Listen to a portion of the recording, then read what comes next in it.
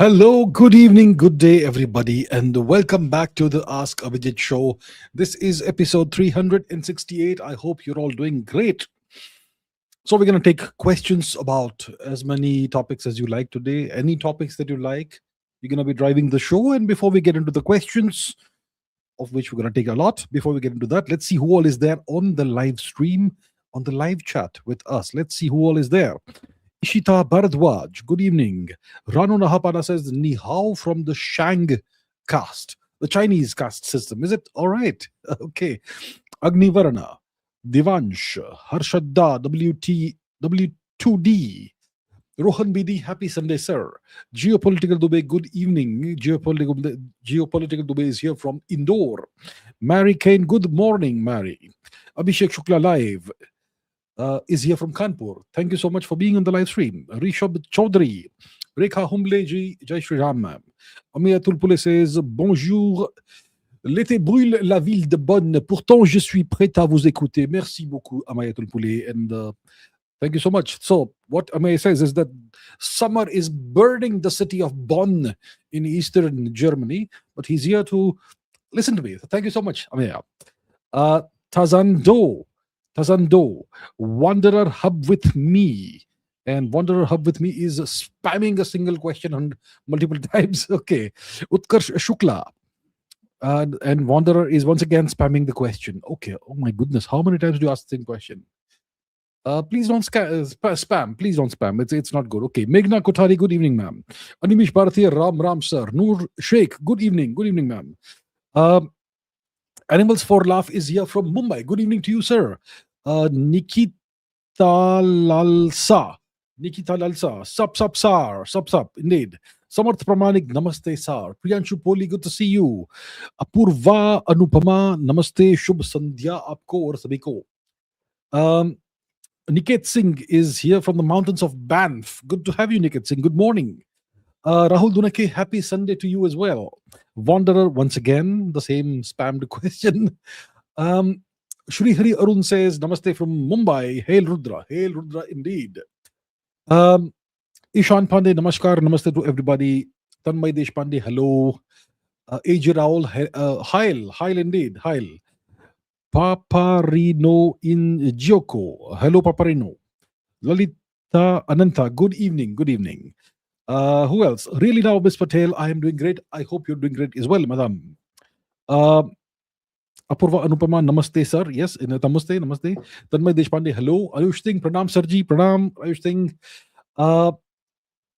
Mochi Exo Gaming is on this plane. No, I am on this plane. I was on a plane today.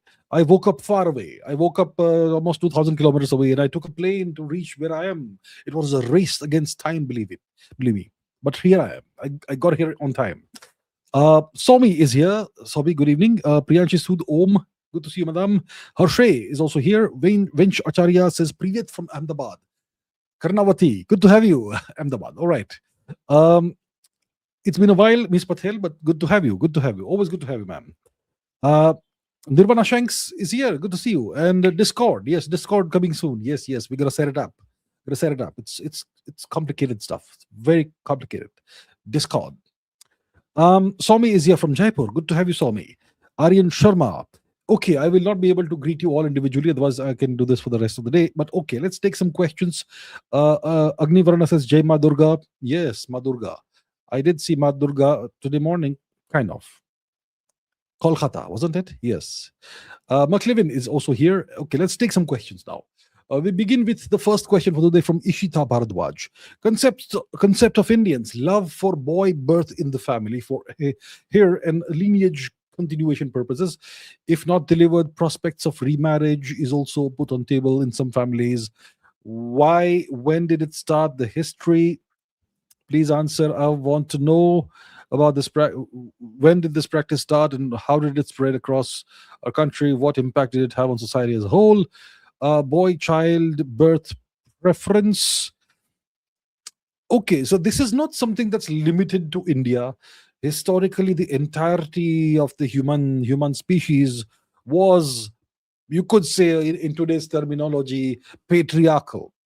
See, go back 100,000 years, 200,000 years. Go back to the beginning, the dawn of Homo sapiens. We were just monkeys. I mean, we still are apes, aren't we? We are tailless monkeys, but super intelligent compared to our cousins, the gorillas. But we emerged out of the savannas and the jungles of Africa. We were this weak, frail species, and for the longest time, we were not predators; we were prey. And not only were we preyed upon by all kinds of scary animals, but we also had tribal rivalries and whatnot. So, what was needed to survive all that? You needed strong men to survive that. That's why everybody preferred a male child. But of course, the frequency or the probability is 50-50. But everybody, overall, historically, going back hundreds of thousands of years, preferred male children. Because we have sexual dimorphism in the human species. Males are significantly stronger than females, right? So that's just a biological fact, right? And that explains a lot about why humanity has always, preferred male children historically. Now, after you settle down, become a sedentary, let's say, culture, okay, you discover agriculture and you clear forests and start farming and all, then you no longer have the danger that the saber-toothed tigers or whatever going to come and eat you. Leopards are going to come and eat you. You now know how to deal with them. And now you are the predator, and the leopards and everybody else is prey, even though they're physically stronger, but you're intelligent. So that's when it's okay to have male and female children, both are the same.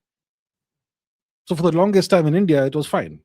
And then in the past 1,000 years, India came under attack repeatedly, wave after wave of attack, and eventually foreign occupation. And things weren't good for women under the foreign occupiers, right? Women became kind of a liability, sadly, because of the attitude of the foreign occupiers of India. And also because you needed male children if you wanted to defend the country and the family and so on. So these are the factors why these things have emerged again. And that became, over the past 1,000 years, part of your tradition. That male children, good, female children, oh, that sort of thing. But it's not widespread and rampant today anymore. You will find plenty of, nuclear families where there's just a girl or a couple of girls or whatever, and they don't see it as an issue. So I'm sure this practice may still, this attitude may still be there in certain parts of India, especially among people who are more, let's say, still rooted in the past 1,000 years of trauma, who haven't transcended that. Those traditions still continue in some parts of India and so on, right? But if you see the urban metropolitan parts of India, you don't really see that much that attitude a lot. So that's the historical reason for why these attitudes emerged across India. And I assure you, it's not something that's only prevalent in India. It's been prevalent across the world in every single culture and civilization. It was the same in Europe. It was the same everywhere else. All right. Agni Varana says, as the war now has ended, what is your sovereignty score of India? Is India now a vassal? It's not a vassal yet. Not yet. Next 5 years are going to be tough, but the war has changed the hard. See, the score is mostly a hard power score. I need to publish it properly after recalculating everything. It's going to happen in the next, let's say, couple of weeks, right? The score has changed for Iran, and the balance of power has changed in West Asia. For India, nothing has changed much. The sovereignty score of India, if you look at the basic sovereignty parameters, it hasn't changed. If you incorporate parameters I haven't taken thus far, such as technological sovereignty, energy sovereignty, well, then it makes a difference. But that's not part of the core hard power score. So overall, nothing much has changed for India. What else? Some other questions.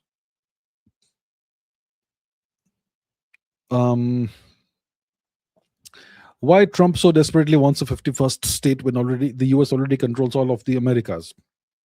See, Trump is an egotistical person. He He wants to be remembered as the biggest, baddest, greatest president of the US. Bad in the sense that I'm a bad guy, that sort of thing. He wants to be remembered as greater than Lincoln and Washington, right? So, what's the best way to do that, achieve that?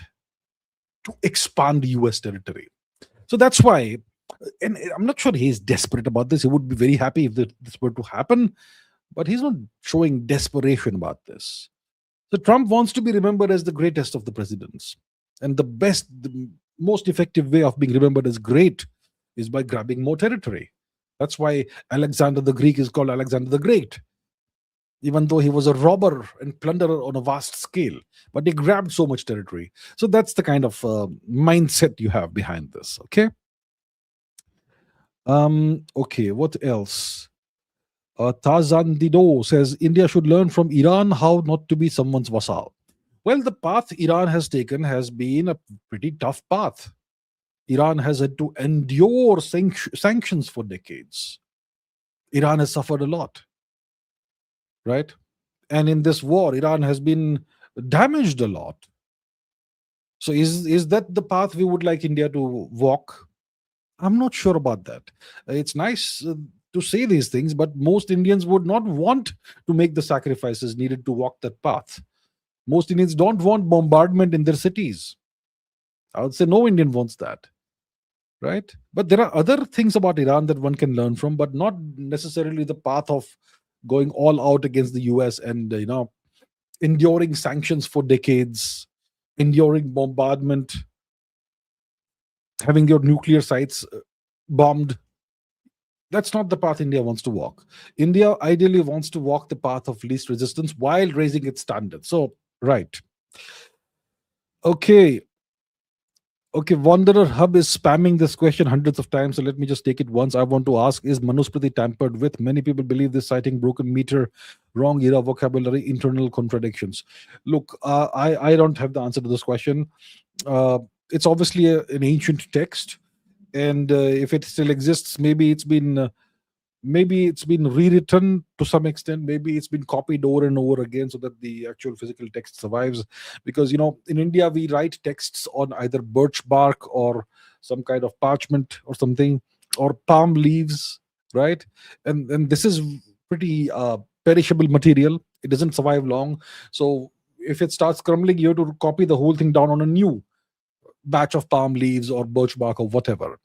And during and this, I suppose you would do every 200-300 years, otherwise the thing disappears. It just crumbles into dust after a few centuries. And maybe while it's being retranscribed or whatever, maybe some changes may get some modifications may creep in potentially. So that possibility exists, but do I know whether it's tampered with? I am not aware of it. Okay. Animals for Laugh is here from Mumbai. Good evening. Good evening. Yes. Okay, so I've dealt with the Manusmriti question. It's still okay. So what other questions do we have? Okay. McLevin says the Iran war is over. What lies ahead for Bharat now? Does the focus shift on us now? Does the focus of the United States, does the focus of the Trump administration shift on India now? Well, not necessarily. The Iran war, I'm not sure if it's really over, because the Prime Minister of Israel is trying his best that the war continues. First of all, we don't have a deal yet. We have a memorandum of understanding, which actually means nothing. It's a 60-day pause on the war, while the US and Iran can actually sit together and hammer out an actual agreement, an actual deal. So a deal hasn't happened yet. They've just agreed upon this pause on the war for 60 days. That's the MOU. And the first clause, or the first whatever it is that this ceasefire will be applicable everywhere, including in Lebanon. And the United States and its allies, and Iran and its allies, will put down weapons and stop fighting. So Israel is the United States' number one ally in the region, and Israel is going after Lebanon. I suppose civilians are being killed and territory is being grabbed and so on. So how can the ceasefire continue if that's the case. Obviously, Iran will say that you people are violating the ceasefire. The ceasefire you signed, Donald Trump, right? Not the ceasefire, but the MOU, which is a pause in hostilities. So the war isn't over yet. Mr. Netanyahu is trying his best for the war to continue. He knows he can't hit Iran. Iran is too dangerous. Iran is going to flatten cities. So let's hit the helpless Lebanese. Well, not really helpless. That would be unfair to say. Hezbollah is not entirely helpless. They are an Iranian proxy, an Iranian ally, not a proxy. Proxy is a Western term. So that's what he's doing. He wants to keep instigating Iran. He doesn't want peace to return to the region for some reason, Mr. Netanyahu. So the war isn't over yet. Israel is trying its best to keep the war going. But let's say the war ends. Okay, let's say Mr. Trump is able to rein Mr. Netanyahu in and control the guy. And then the war ends. Then what happens? Does the US shift its focus to India then? Well, to some extent it will, but to a large extent it won't, because it's lost the war, and Iran will now be the dominant player, the dominant power in West Asia. So then the US has actually become weakened in the region.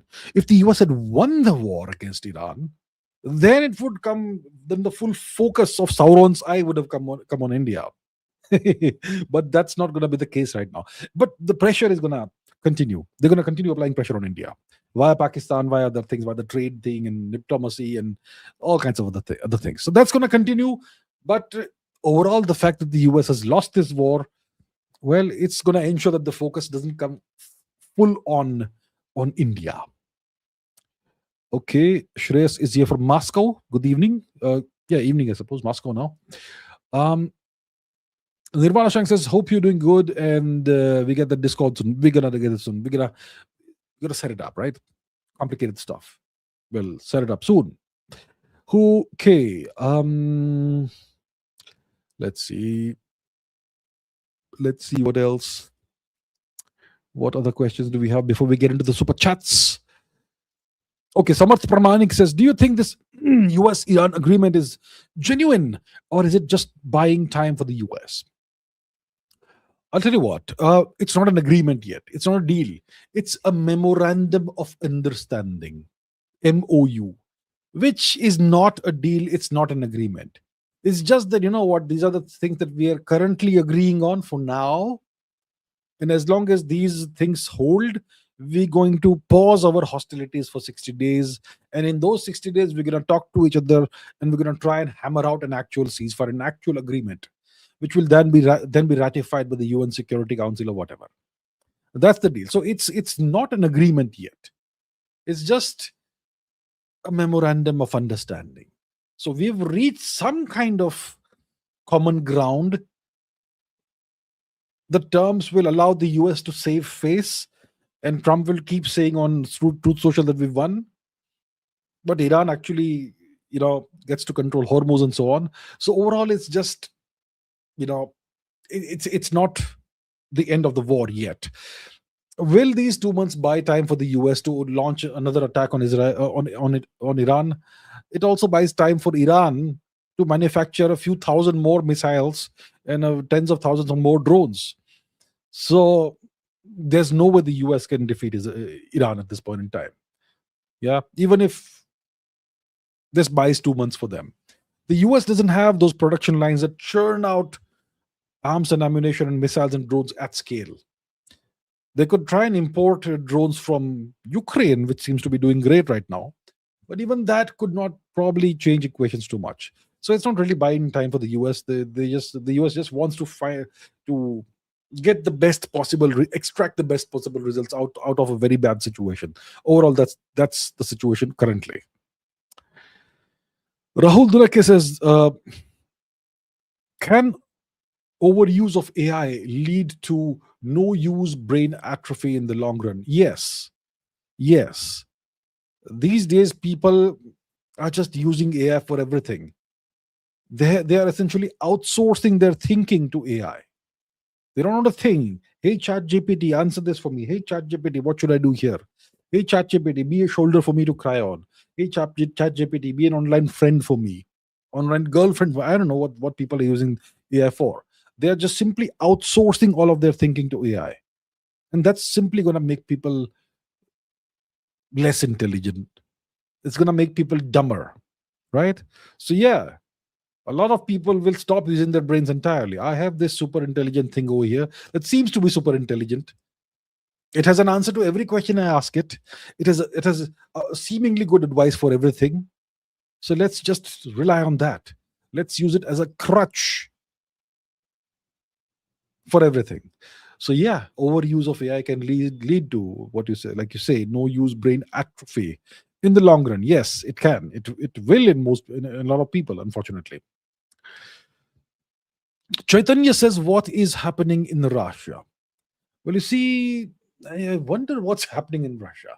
What we are seeing is that Ukraine is launching massive drone swarms on Russian positions, including on Moscow, the capital city itself, and it's causing significant damage. That's what's happening in Russia, and Russia is somehow unable to stop those drone swarms. Of course, a drone swarm is essentially unstoppable. You can take down, if you launch, if the enemy, let's say, launches 2,000 drones at a time, a wave of 2,000 drones, how many will you bring down? Or let's say 5,000 drones. Let's say Ukraine has constructed, let's say, 1 million drones now. That's 10 lakhs. It's fine for them to launch 5,000 at a time. If you launch 5,000 drones in a swarm at Moscow, how many will the defenders take down? A lot are going to hit, right? So, drone swarm simply defeats all defenses through sheer numbers. It's a mathematical certainty that a lot of stuff is going to get hit. So, what Russia has done, it has weaponized time. It said that, you know what, the Ukraine war, it's costing the West a lot. The West is sending unlimited money and arms and ammunition to Ukraine every month, and that's draining the West. So let's keep this going. Let's keep draining the West. But in the meanwhile, the Ukrainians seem to have built up their own drone factories and are producing drones and whatnot at scale now. They've really learned the game of drone warfare, and now Moscow seems to be in the back foot. So I think this has gone on too long for Moscow. They've kept this frozen conflict going on for too long, and I don't know, maybe now it's too late, or I don't know what it is. I'm sure it's not too late, but yeah, I think this is a miscalculation. They've let this go on too far. That's what's happening in Russia right now. Okay.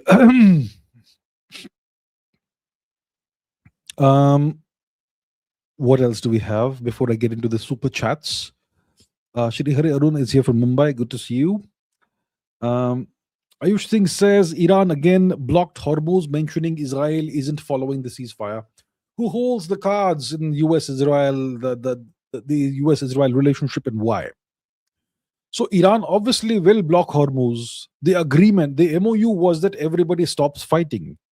Everyone stops hostilities. All military action stops here. If that holds, then Iran will open the Strait of Hormuz. Right? That was the MOU. The first clause of the MOU is that everybody stops all military activity, including Iran and Iran's allies and the US and US's allies. And the US's number one ally is Israel, and they are refusing to stop. Right? So obviously Iran will block Hormuz. Iran is correct in saying that you, the US and everybody else on that side, you are not upholding the terms of the MOU. And the US can't complain. How can the US complain? Iran is right. So Israel is preventing the MOU from coming into effect. Israel doesn't want this war to end. And the US is unable to control Israel. This little nation Israel, the US is unable to control them. So who holds the cards right now? Looks like Israel holds the cards. Why? I wonder why. Okay. Nitish Chandra from Hyderabad. Good evening, sir. Good evening. Let's see. Couple more questions from here, and then we shall get into the super chats. I'm sure there's many of those waiting for me.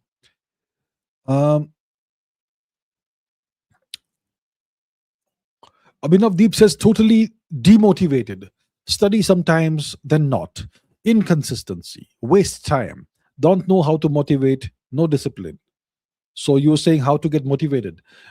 You have to ask yourself what motivates people. A big goal that's desirable is what motivates people. If you have some goal that comes from within you, and that's something you really want, you really desire, if it's that sort of thing, then you will put in all the hard work you need because it is something you really, really want, and you know you can achieve it, and you know kind of how to achieve it. If you have that sort of situation, then you will have no problem of motivation. Sometimes you have a big goal, but you have no idea how to get there. That demotivates people. Sometimes you have a big goal that is desirable. You know how to get there, but the journey is too long and too difficult and too uncomfortable. That may demotivate you. So you have to figure out what is it that's the cause of your demotivation. Is that you have no goal? You don't know why you're studying. You don't know what's the point of studying. Is that the case? Or is it that somebody has asked you to, maybe your parents or family have told you to study in a certain stream or certain subject and you don't like it? Or is it that the textbooks don't make sense? Is it so? You have to figure out what is it that's causing this, and then address the issue, address the core issue, the root cause of this. This sort of situation happens to everybody, but we all have to find a way around it. We have to find a way through it. So figure out what it is first of all. What is the root cause, and then you can go forward with that, with the solution. Okay. What else? Wonder. Sorry for spamming. No issues. Please don't do that again. I took a question though, didn't I? All right.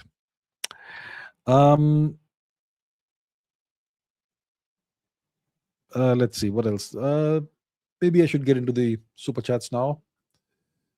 There's, I'm sure, plenty of super chats. Okay, let's go with the super chats now. So, what's the super chats? Divansh says, "Can you search Siberian Altai boy? He carries R star, the most ancient R haplogroup ever found.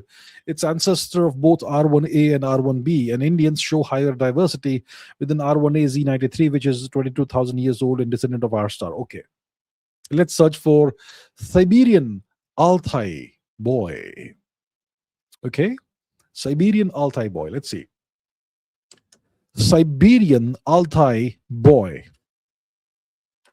Let's see, what do we find? Russia's forest boy sends 16. No, this is something near. Something recent, 2013. Okay, ancient DNA from Siberian boy. Maybe this is the one. What haplogroup do we have? Ancient 24,000 years ago, 4-year-old boy, genome succeeded, journal Nature. Let's open journal Nature and let's see what journal Nature has to say. Reject all optional cookies. Thank you very much. Okay, what haplogroup do we have? Haplogroup U. That's the mitochondrial haplogroup. What else? X. Okay, it doesn't say anything about V. This is the paper that was published in Nature. This thing, mummified boy, Siberia's permafrost. That's Facebook. I shall not open it here. Boy skeleton in Siberia. Let's see this one. Do we have R star? It doesn't say anything about haplogroups. Okay. So I'm not sure. I can keep digging, but it will waste our time and the time of my viewers. So so what Devansh is saying is that, okay, I'm sure what Devansh is saying is correct. Okay, that they discovered an ancient skeleton of a 4-year-old boy who died at the age of 4 or whatever in Siberia. Maybe this boy maybe he passed away 24,000 years ago, which is older than the oldest Indian R descendant haplogroup, which is 22,000 years old. So Altai boy, 24,000 years old, Indian haplogroup R1A Z93, 22,000, a gap of 2,000 years. That's what you're saying. Okay, and that would indicate that there was an Aryan invasion, because this boy, the older haplogroup, the parent haplogroup is found in Siberia. So first of all, Siberia is the region. Okay, let's understand this. In India is a place of of heat and humidity and a lot of rainfall. It's very, very hard to find ancient DNA in India. Almost impossible, right? And in India, we really haven't done a proper, you know, uh, genetic survey of Indians using today's DNA. I'm sure if it's done properly, we'll be able to find out exactly how old the haplogroup is in India. Whether it is R1A, whether it is R1A Z93, which is a daughter haplogroup of R1A, whether it is R1 star, whether it's R star. We still don't have sufficient information to make draw any conclusions that the presence of R1A star in India is only 22,000 years old. We don't have sufficient information, so we can't draw conclusions. Secondly, in Siberia, it's the land of permafrost. It's very easy compared to India to discover ancient remains. Next, R star. Okay, let's look for haplogroup R star. Okay, let's say haplogroup R. Okay, why DNA? Let's go for the Wikipedia article just for so that it's quick. So where does this originate? Possible North Asia, possible Indian subcontinent, possible Central Asia or Middle East. So now they're including Indian subcontinent. Earlier it was not the case. Okay, so haplogroup R, probably they say it originated somewhere in Central Asia or Northern India or something. Next, what is the ancestor of haplogroup R, right? Let's figure out what's the ancestor of haplogroup R. It's PM45.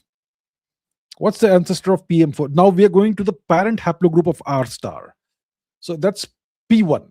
What's the ancestor of P1? Obviously it's P, right? Obviously it's P. Possible place of origin, South Asia or Southeast Asia. What's the ancestor of P? What's the ancestor? Where do we have? It's K2B. What's the ancestor of K2B? K2. What's the ancestor of K2? Obviously it's K. The ancestor of K is IJK. Let's go back in time. The ancestor of IJK is HIJK. Now, who's the ancestor of HIJK? It's GHIJK. And who's the ancestor of GHIJK? It's F. So if you're talking about the ancestors of R, all the way back, it is F. How old is F? About 55,000 years old, maybe 60,000 years old. The definitive place of origin is India, the subcontinent. So the ancestor of haplogroup R, ancient ancestor of haplogroup R, is F. It's the oldest non-African male lineage. Where did it originate? India. That's the answer to all your questions. Then we can say, okay, its descendants came here and came there. That's unnecessary complications. The oldest non-African haplogroup, male lineage originated in India maybe 65,000 years ago. Even Wikipedia admits that. Wikipedia is generally super biased against Indian history when it comes to Indian history.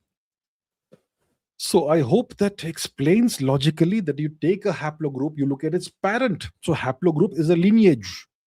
A Y chromosomal haplogroup is a male lineage. It's a group of people alive today who all trace back that a specific mutation to one single man who lived a few thousand years ago. So haplogroup R originated with one man who lived maybe 25, 30,000 years ago, whatever the time is. That man, he had an ancestor which was 65 or so thousand years ago, the originator of haplogroup F, and that was a person in India. End of story. I'm sure we can continue the story. We can argue ad infinitum, but I'll stop here. Agni Varana says, as the war ends, what's India's sovereignty score? Vassal, India is not a score. Vassal, I haven't recalculated the sovereignty scores. India's sovereignty score, as per my original calculation, doesn't change right now. Okay, it doesn't change. Mary Kane, okay, good. The physics question. Do you think the Krasnikov tube, Sergei Krasnikov's idea of warping space-time into permanent superluminal tunnels as a fix to Alcubierre drive problems, is it a possibility? Very interesting question. Krasnikov tube and the Alcubierre drive. We are discussing superluminal faster than light travel over here. We're also discussing time travel over here. Are these things possible? So first of all, let's discuss let's define what these things are. What is the Alcubierre drive? And that's the first question. And then secondly, what is the Krasnikov tube, right? So in general relativity, the stage that the universe inhabits is called space-time. It's three dimensions of space and one dimension of time. So that's what we inhabit. It's a four-dimensional fabric that we inhabit, and the entire universe is enmeshed in. So not only do we, at every point in space, do we have three coordinates x, y, and z, but we also have a fourth coordinate t. So the time over here is different from the time over here, essentially. All of these points have their own clocks. Okay? So you can think of it kind of incorrectly. You can think of space or space-time as a stretchy rubber sheet. Okay, stretchy rubber sheet. And let's say you have a spaceship. So imagine space-time is this stretchy rubber sheet, and your spaceship is a toy car which is sitting on this sheet. Okay? So you have a spaceship, you want to go somewhere, and let's imagine that to be a toy car on this stretchy rubber sheet. So according to the great Mr. Einstein, Albert Einstein, your car can never drive on this sheet faster than the speed of light. Okay, that's the universal speed limit. Your car cannot drive faster than the speed of light on this stretchy rubber sheet. But the rubber sheet is stretchy. It's stretchy. So the sheet itself can stretch and move in, let's say, strange ways.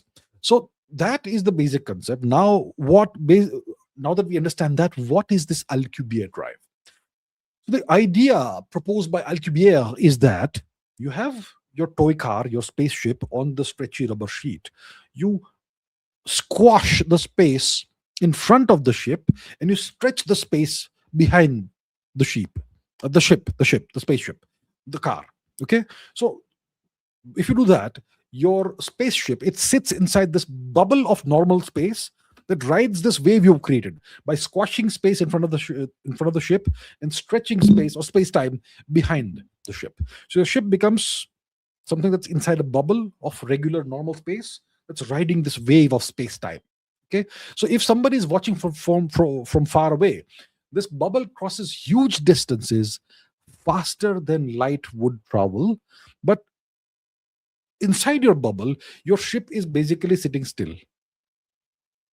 Okay, so you are technically not breaking any of the laws of physics, even though the bubble that you're in is, well, traveling faster than the speed of light. It's traveling superluminally. So that's the basic idea of the Alcubierre drive. So why don't we make it happen?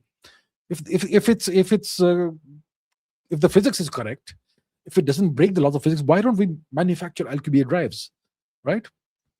So there are problems with the Alcubierre drive. The major problem with the Alcubierre drive is that it needs exotic matter or negative energy, and not small amounts of negative energy, huge amounts of negative energy. Okay, to make this happen, to make this whole process happen. How much huge amount of negative energy? Probably more than the energy of a star, or maybe more than the energy of a galaxy. And that too negative, not positive, negative energy. And we have no way to create negative energy, even in the minutest quantities, let alone the energy of our entire galaxy. So we have no known way to create such energy, and we don't have any way of controlling it if we can manufacture it. That's the first problem with the Alcubierre drive. Okay. Secondly, if you are a pilot inside this bubble, if let's say you are piloting your spaceship, you have the joystick and controls and whatnot. Okay, you're sitting inside the spaceship, and the spaceship is in this bubble. It's sitting still in the bubble, and the bubble is traveling at ridiculous speeds. The thing is, you can't steer the bubble. You can't control the bubble. You can't turn it this way or that way. Okay? You simply can't. So it's like you are in a car, but you don't have any steering wheel. Or maybe you have a steering wheel, but your hands are tied behind your back. Okay? That's how it is. And then if you stop the bubble, it may release a massive amount of radiation at the destination. So if you travel superluminally, you arrive at the destination, you somehow find a way to stop the bubble, it's going to blow up the destination. Kaboom. Okay. So that these are the issues with the Alcubierre drive. It's a nice mathematical solution that doesn't technically break the laws of physics, but if you impose real world physics, and if you know with if you incorporate quantum mechanical constraints and energy constraints, then it is unfeasible. That's the Alcubierre drive. Now the Krasnikov tube, this one here, Krasnikov tube. What is that? So that is a proposed solution to some of the problems that emerge out of the Alcubierre drive idea. So let's say you're sitting on Earth and you want to fly to, let's say, Andromeda galaxy, a star on Andromeda galaxy. Okay. So what you do is you take your space. Okay, forget about Andromeda. Let's go to the nearest star. It's only 4 point something light years away, right next door. So let's say you go there. Okay, you want to go there, and you want to go there really fast. So what you do is you sit in your spaceship, and you go to Proxima Centauri the good old-fashioned boring way, close to the speed of light, but never crossing the speed of light, not even touching the speed of light. Old-fashioned way. Maybe chemical rockets, maybe light sails, maybe whatever. So you go all the way to Proxima Centauri, and while you're flying out to the place less than the speed of light, you have this stretchy rubber sheet of space-time. You scratch it. You scratch it, leaving behind a long groove or tunnel. Okay? And that is the Krasnikov tube. So on the first trip, while going there at the good old fashioned boring subluminal way, you're gonna take normal time to reach the star. Okay? You're gonna be traveling less than the speed of light. But you have something exotic in your ship that scratches the rubber sheet of space time. Okay, it reshapes space time along the way. It creates a tube or a groove. Maybe that exotic stuff that you have, maybe negative energy or something, but you need something exotic. Okay, so you create a tube, and inside the tube, this so at every point in space time, you have something called a light cone. A light cone. So inside the tube, the light cones get tilted in such a way that if you go backwards after reaching Proxima Centauri back to Earth, then you can get back faster than the speed of light, as measured by clocks sitting on Earth. Okay, so it's like building a super fast subway tunnel between Earth and your destination. But the tunnel is made of warped space time. It's not made of metal or concrete. It's made of warped space time. Okay, so that's the deal. That's a Krasnikov tube. Now, does the Krasnikov tube, and you know what? Essentially, you have to build two such tubes. Okay, two such tubes. And if you build two such tubes in a certain specific way, then you can form what is called closed time loops, and you effectively get time travel. You effectively get time machine behavior. So that's the kind of thing, but you still need negative energy to make this happen in large quantities. Okay, and once again, that's the same issue. So it kind of does fix some of the issues with the Alcubierre drive, but the main problem is that we don't have this exotic matter. We don't have negative energy or negative mass. We say, even the Krasnikov tube needs that.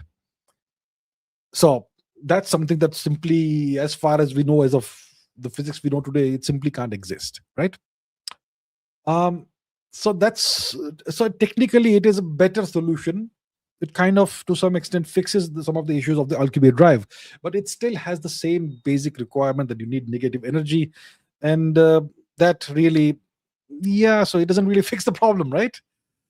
And once again, if you have two such tunnels and you manipulate them in a specific way, you risk creating a time machine, which could end up breaking causality. It could create closed time-like curves, which is something that was introduced by Kurt Gödel in his solution of the Einstein field equations, which described a different universe, not ours. But anyway, closed time-like curves, you can create them using the Krasnikov tube. So essentially, that's what it is. Does it really fix the problems that are inherent to the Alcubierre drive? To some extent, yes, but overall not, because the basic requirement doesn't change. You need negative energy, and negative energy in very large quantities, and that is something that we simply don't have. All right. Anyway, in very interesting question. Rajat says, "How are you? Would we ever know what happened at time t equal to 0?" Um, no, probably not. You know what's funny? I just mentioned the solution that Kurt Gödel gave, right? So Kurt Gödel was this logician who decided to get into mathematics, logic, mathematics, essentially the same thing. So he got into mathematics briefly, and he was able to solve Einstein's field equations exactly. He gave an exact solution to Einstein's field equations. Okay, so Einstein's field equation looks very simple, but it's actually 10 equations wrapped into one. It's super complicated. It's devilishly hard to solve the equations exactly. But Kurt Gödel was able to solve the equation. And yeah, his solution was a static rotating universe in which you have closed time like curves, in which time wraps around in itself. So you start and you go into the future, but while going into the future, you end up into your past, that sort of thing. But that's a solution that is about a static rotating universe. The universe we inhabit is not static, it's expanding, and it's not rotating. And there's other issues as well. So overall, when you ask about what happened at t equal to 0, it's almost impossible to answer that. It's kind of like asking what is north of the North Pole. You can't really answer that, right? Okay. Kunal Krish says, so, some coordinates. Are these Chinese nuclear silos? Let's find out, shall we? Let us go to map. Where is map? So let's enter your coordinates in there. 42.23 sorry, 235.517 north, and 92.68216 east. Let's see, what do we get? And we shall open the satellite imagery. So what have we? First of all, let's zoom out. Is it in the Lopnor Desert? Is it somewhere in Chinese occupied Tibet or the Tarim River Basin? Yeah, not the Tarim Basin, but okay. It's in a Chinese occupied area. Now, clearly there's something interesting going on here. All these lines and whatnot. And what do we have here? Well, that looks like something, well, interesting. So do these buildings represent Chinese nuclear silos? These do look like military buildings of some kind. Yes, this looks like a military installation of some kind. There's all kinds of strange activity going on here. Here you can see some poles, and you can see their shadows. Here you see something that looks like a pit of some kind. Do I see silos, which are typically circular structures? Do I see silos somewhere? I'm not sure. Interesting. Can't say for sure. This entire area seems to be, well, there seems to be interesting military-like activity here. It's nowhere near the India-Tibet border. What are these things? Are these barbed wire fences or something? I'm not sure. You can see all these track marks and whatnot. So the Chinese are doing something here, clearly. Maybe they're doing military exercises. What is this stuff? Interesting. Is there something hidden underground? Can't say. Let's zoom out. We have something else over here. Some other building that's similar to the one that we looked at earlier. Is this an underground silo? Nuclear silo? I can't say. Can't say.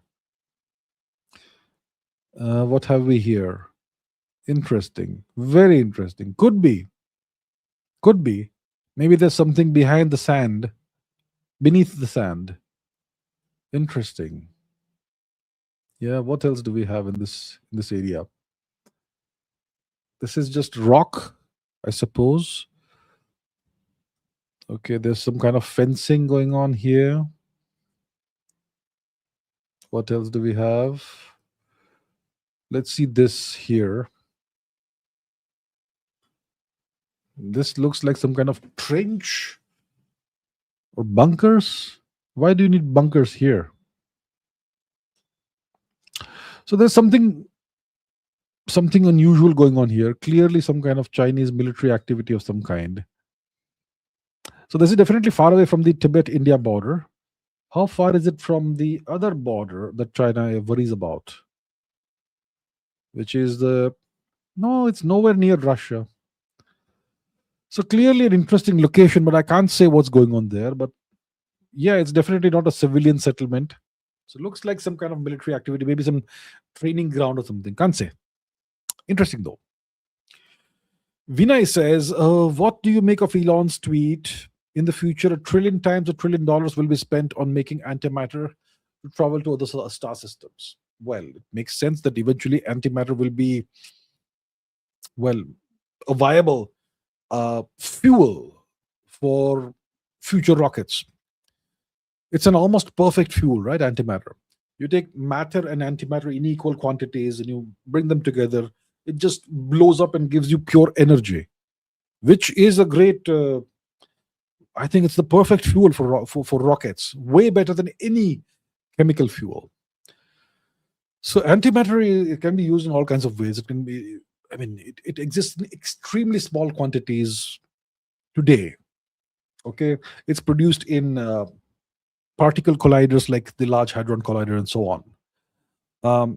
And maybe a few milligrams of it exist overall, not even grams. So it probably costs trillions of dollars per kilogram right now. And in the future, I'm sure we'll be able to manufacture more of it, maybe at scale. And in that case, it's going to be used for a variety of things, especially for rockets, for rocket propulsion, maybe also for futuristic weapons and so on.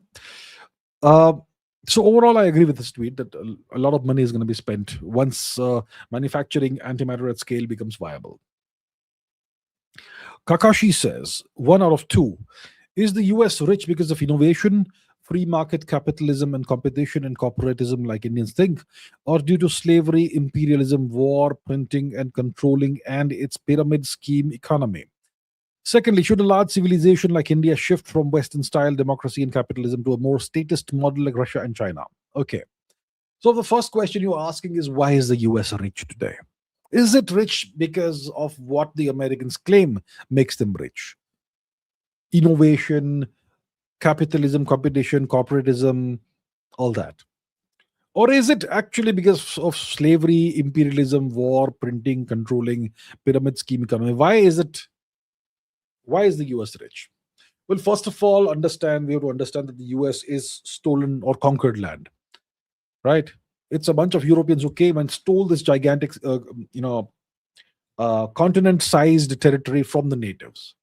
So without this massive land resource, the US would not even exist. And even if it existed, if it existed as a small piece of territory, it would never be as rich as it is today.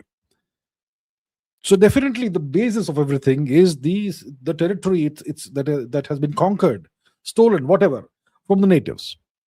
And they have been conveniently uh, erased physically and so on. So that's the first thing. And secondly, a lot of the initial economy of the US grew because of slavery. So slavery, genocide, and theft of land, that obviously is the foundation of the country. Okay. And then what did they do with this is you had competition, you had innovation. They definitely have the culture of innovation, no question about it. But a lot of it is because of imperialism, because they control a lot of the world, whether directly or indirectly, right? They have vassalized more than half the world. So all the resources of much of the nations in the world flow into the US in exchange for paper currency, which is backed by nothing at all, right? So printing of currency, paying paper exchanging paper for real goods and value. That's a fantastic scam that they are running, right? Printing money out of thin air, imperialism, and like you said, the pyramid scheme economy. So it's a combination of these things. They have access to unlimited resources from all over the world, and all they do to buy the resources is print paper. That's all. The paper isn't backed up by any actual value. The only thing that backs the paper up and enforces the paper, the US dollar, as the global reserve currency is the US military might. So it's a you could say a pyramid scheme economy, whatever. So that is actually why the US is so rich today. Because see, if you are, let's say, Kenya, okay, if you are Kenya and you want to import something that costs $1 million, let's say, then you first have to produce real goods or whatever and sell it to other countries and exchange it for $1 million paper dollars. You have to first actually create something of significant value and sell it to others. That's how you get the $1 million. And then you use that $1 million to buy something else. That's how you import something worth $1 million. If the US wants to import something worth $1 million, they don't have to first produce $1 million of value. They simply have to print $1 million worth of paper. A paper on which the total amount is $1 million. It costs maybe a few cents to print that paper, and that's how the US can acquire whatever it wants. So obviously it's a scam, right? So much of the reason why the US is so rich today is because of this entire scam it has constructed. Yes. Okay, secondly, should a large civilization state like India shift from Western style democracy and capitalism to a more statist model like Russia or China? I think it makes sense to move to a different kind of model. The current model that we have, it's not the best. Yeah, Russia's model is very much state controlled. Um, the Chinese model is even better. The Chinese model is better suited to a large civilization state like China, even though it's not really a civilization state today, but whatever. I think the Chinese model is actually a great model if that India can emulate. But for that, but to be able to emulate that, you need a single party that controls the entire country. You need political stability. If you have this 5 year cycle of election after election, and that's central elections, but state elections happen every few months. There's chaos all over the place. You have the center that's often, you have states that don't agree with the center. They don't cooperate with the center. The center isn't powerful enough. So for the Chinese model to work, you need a centrally controlled one party system. Without that, the Chinese model simply can't work. But overall, the Chinese model is far superior to anything India's had in the past 70, 80 years. Rajat says, "What's the hard problem of consciousness?" by David C. David Chalmers. I don't remember what it is. What is it? I'll have to look it up. I don't remember exactly what the hard problem is, but let's look it up together, shall we? Hard problem of consciousness. What is the hard problem of consciousness by David Chalmers? What is it? Why should this process give rise to experience? Qualia. Qualia. One way to see it is a philosophical zombie. Okay. It's about qualia, right? Yeah, here we have it. So the hard problem of consciousness is to explain how and why organisms have phenomenal consciousness or subjective experiences. That's what it is. That's the hard problem of consciousness. And one can detail, one can discuss that in detail. Why do organisms have individual experiences, subjective experiences? I mean, we believe they do. If I do it, I imagine everybody else does. So why does this exist? That's the hard problem of consciousness. Okay, minimalist Maverick says US protecting Baluchistan Liberation Army in UNSC. Will BLA strike Iran? Well, if they have any sense, they will stay out of any such matter. Is the US protecting the BLA in UNSC? Let's just Baluchistan Liberation Army in the United Nations Security Council. I don't know. What's it say? The US has blocked a joint bid by Pakistan and China and the UNSC to designate the BLA as okay. The US blocked a joint China Pakistan proposal to designate the BLA as a whatever terrorist outfit or something. Yeah, which is interesting. So why would the US do that? I think it has something to do with Iran. Maybe the US wants to use the BLA as a stick to beat Iran with. If the BLA agrees, the BLA will be stupid if they allow themselves to be used in this manner. Because the US typically uses such groups and then discards them whenever convenient. The US has a pattern of doing that over and over again. They've done that with the Kurds, for example, over and over again. The US has betrayed the Kurds at least 3 times. So the BLA will be really stupid if they allow themselves to be used in this manner by the US as a stick to potentially beat Iran with. That'll be stupid. Somalia Paul says, are China and the IRGC Iran the best political systems? China ensures nationalist, merciless leadership for internal and external enemies. IRGC's mosaic structure is false tolerant with war-tested leaders agree. I think the IRGC's mosaic structure, it's great for a nation that is isolated and under siege, okay, by very powerful forces.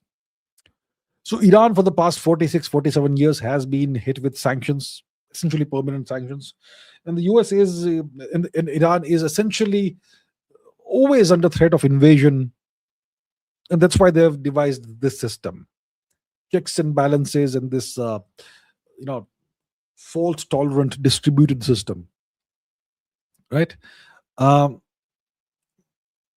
That's the IRGC's mosaic structure.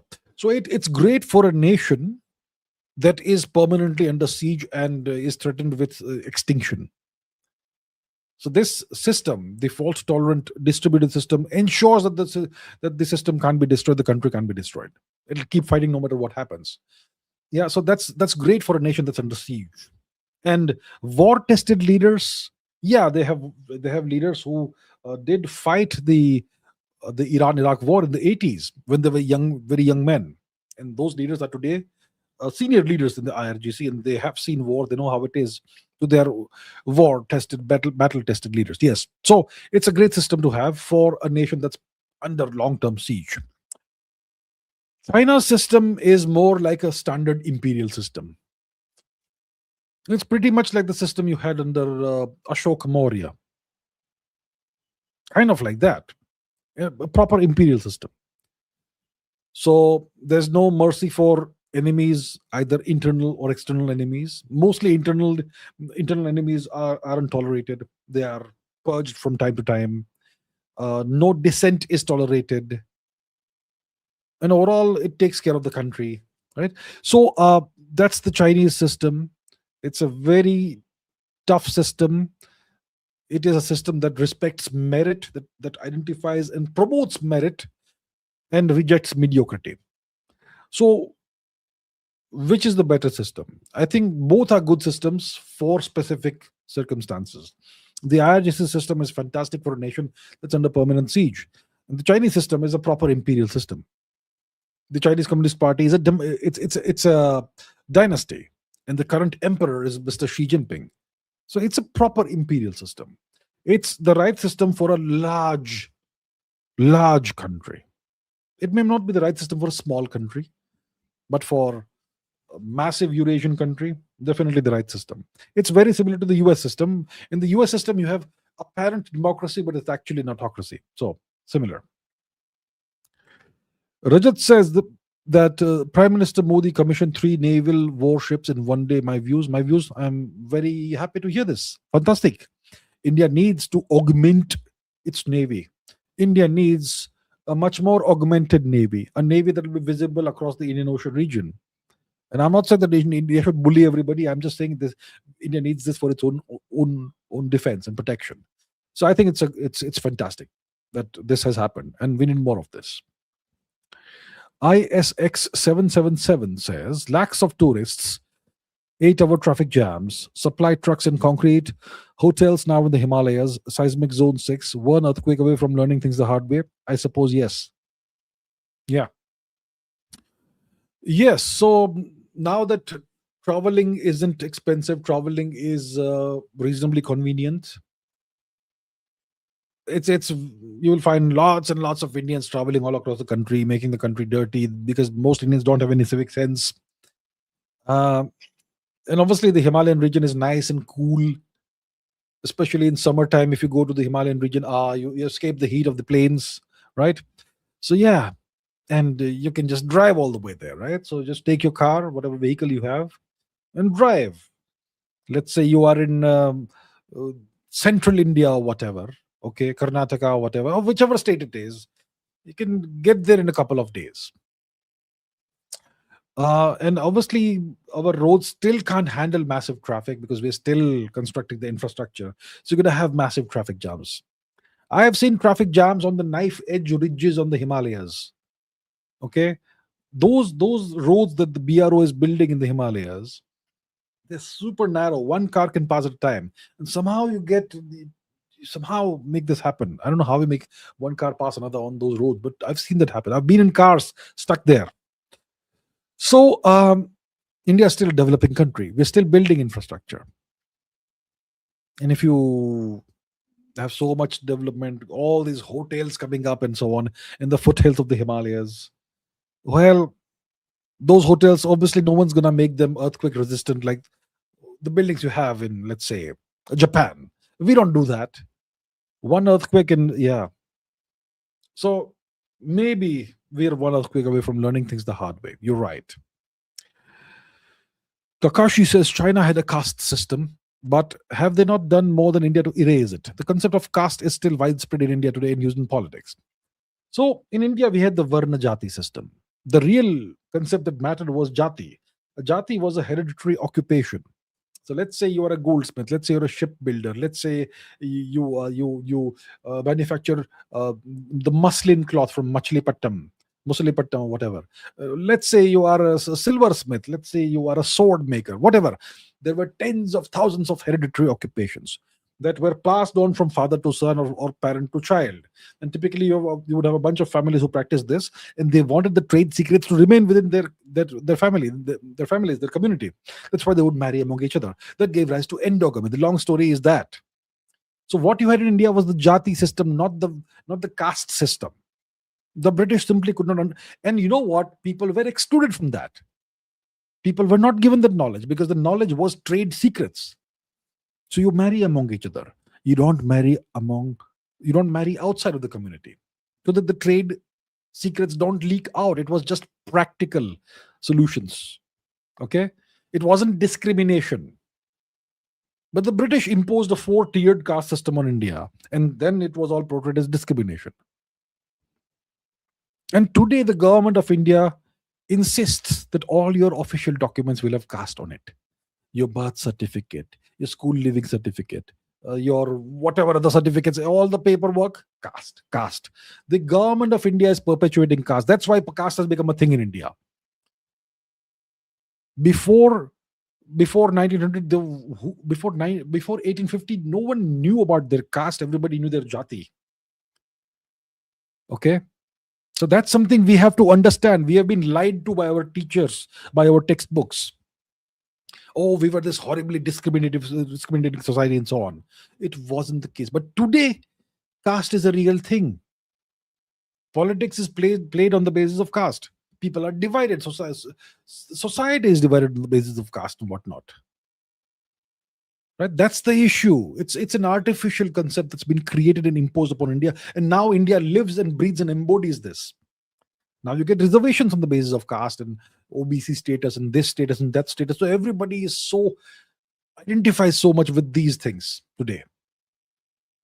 Before 1850, nobody gave a damn about these things. This has been imposed upon India artificially. Now, when it comes to division of society, into classes and whatnot, every society has that. We had an extremely intricate system, the Jati system, tens of thousands of Jatis. In less advanced societies that have been around for less years, India's society has been around for 10,000 plus years. So obviously, it's going to be extremely complex. It was an extremely complex, intricate, and delicate system of division of labor. Extremely specialized division of labor. That's why you had tens of thousands of jatis. In China, you had four occupations, Nong, Shang, whatever that is. Japan, you had the same thing. In every functioning society, there is some stratification of society. You have class structure, you have division of labor. You had the same in Europe as well. Europe also had a caste system. Everybody has a caste system, but only India is demonized and vilified for this stuff. Okay. Varinder Singh says yesterday Afghan posted ancestry DNA on Reddit. Uh, 78% Western Himalayas, Hindu Kush, 11% Indo-Gangetic, 6% Gulf of Khambat, 3% Iran, 1 South Africa, Mongolia. Truth emerging? Yeah, truth will emerge. Right? Western Himalayas, Hindu Kush, Indo-Gangetic. See, the Afghan population is an extension of the northern and western Indian population. I'm talking about the Pashtuns, not the Turkic origin people like the not the Uzbeks and the Kyrgyz and whoever else, the Turkmens and all. Those are Turkic people. Their ancestry is going to be very different. But the majority of Afghans are the Pashtuns. The Pashtuns are merely an extension of the northern and western Indian population.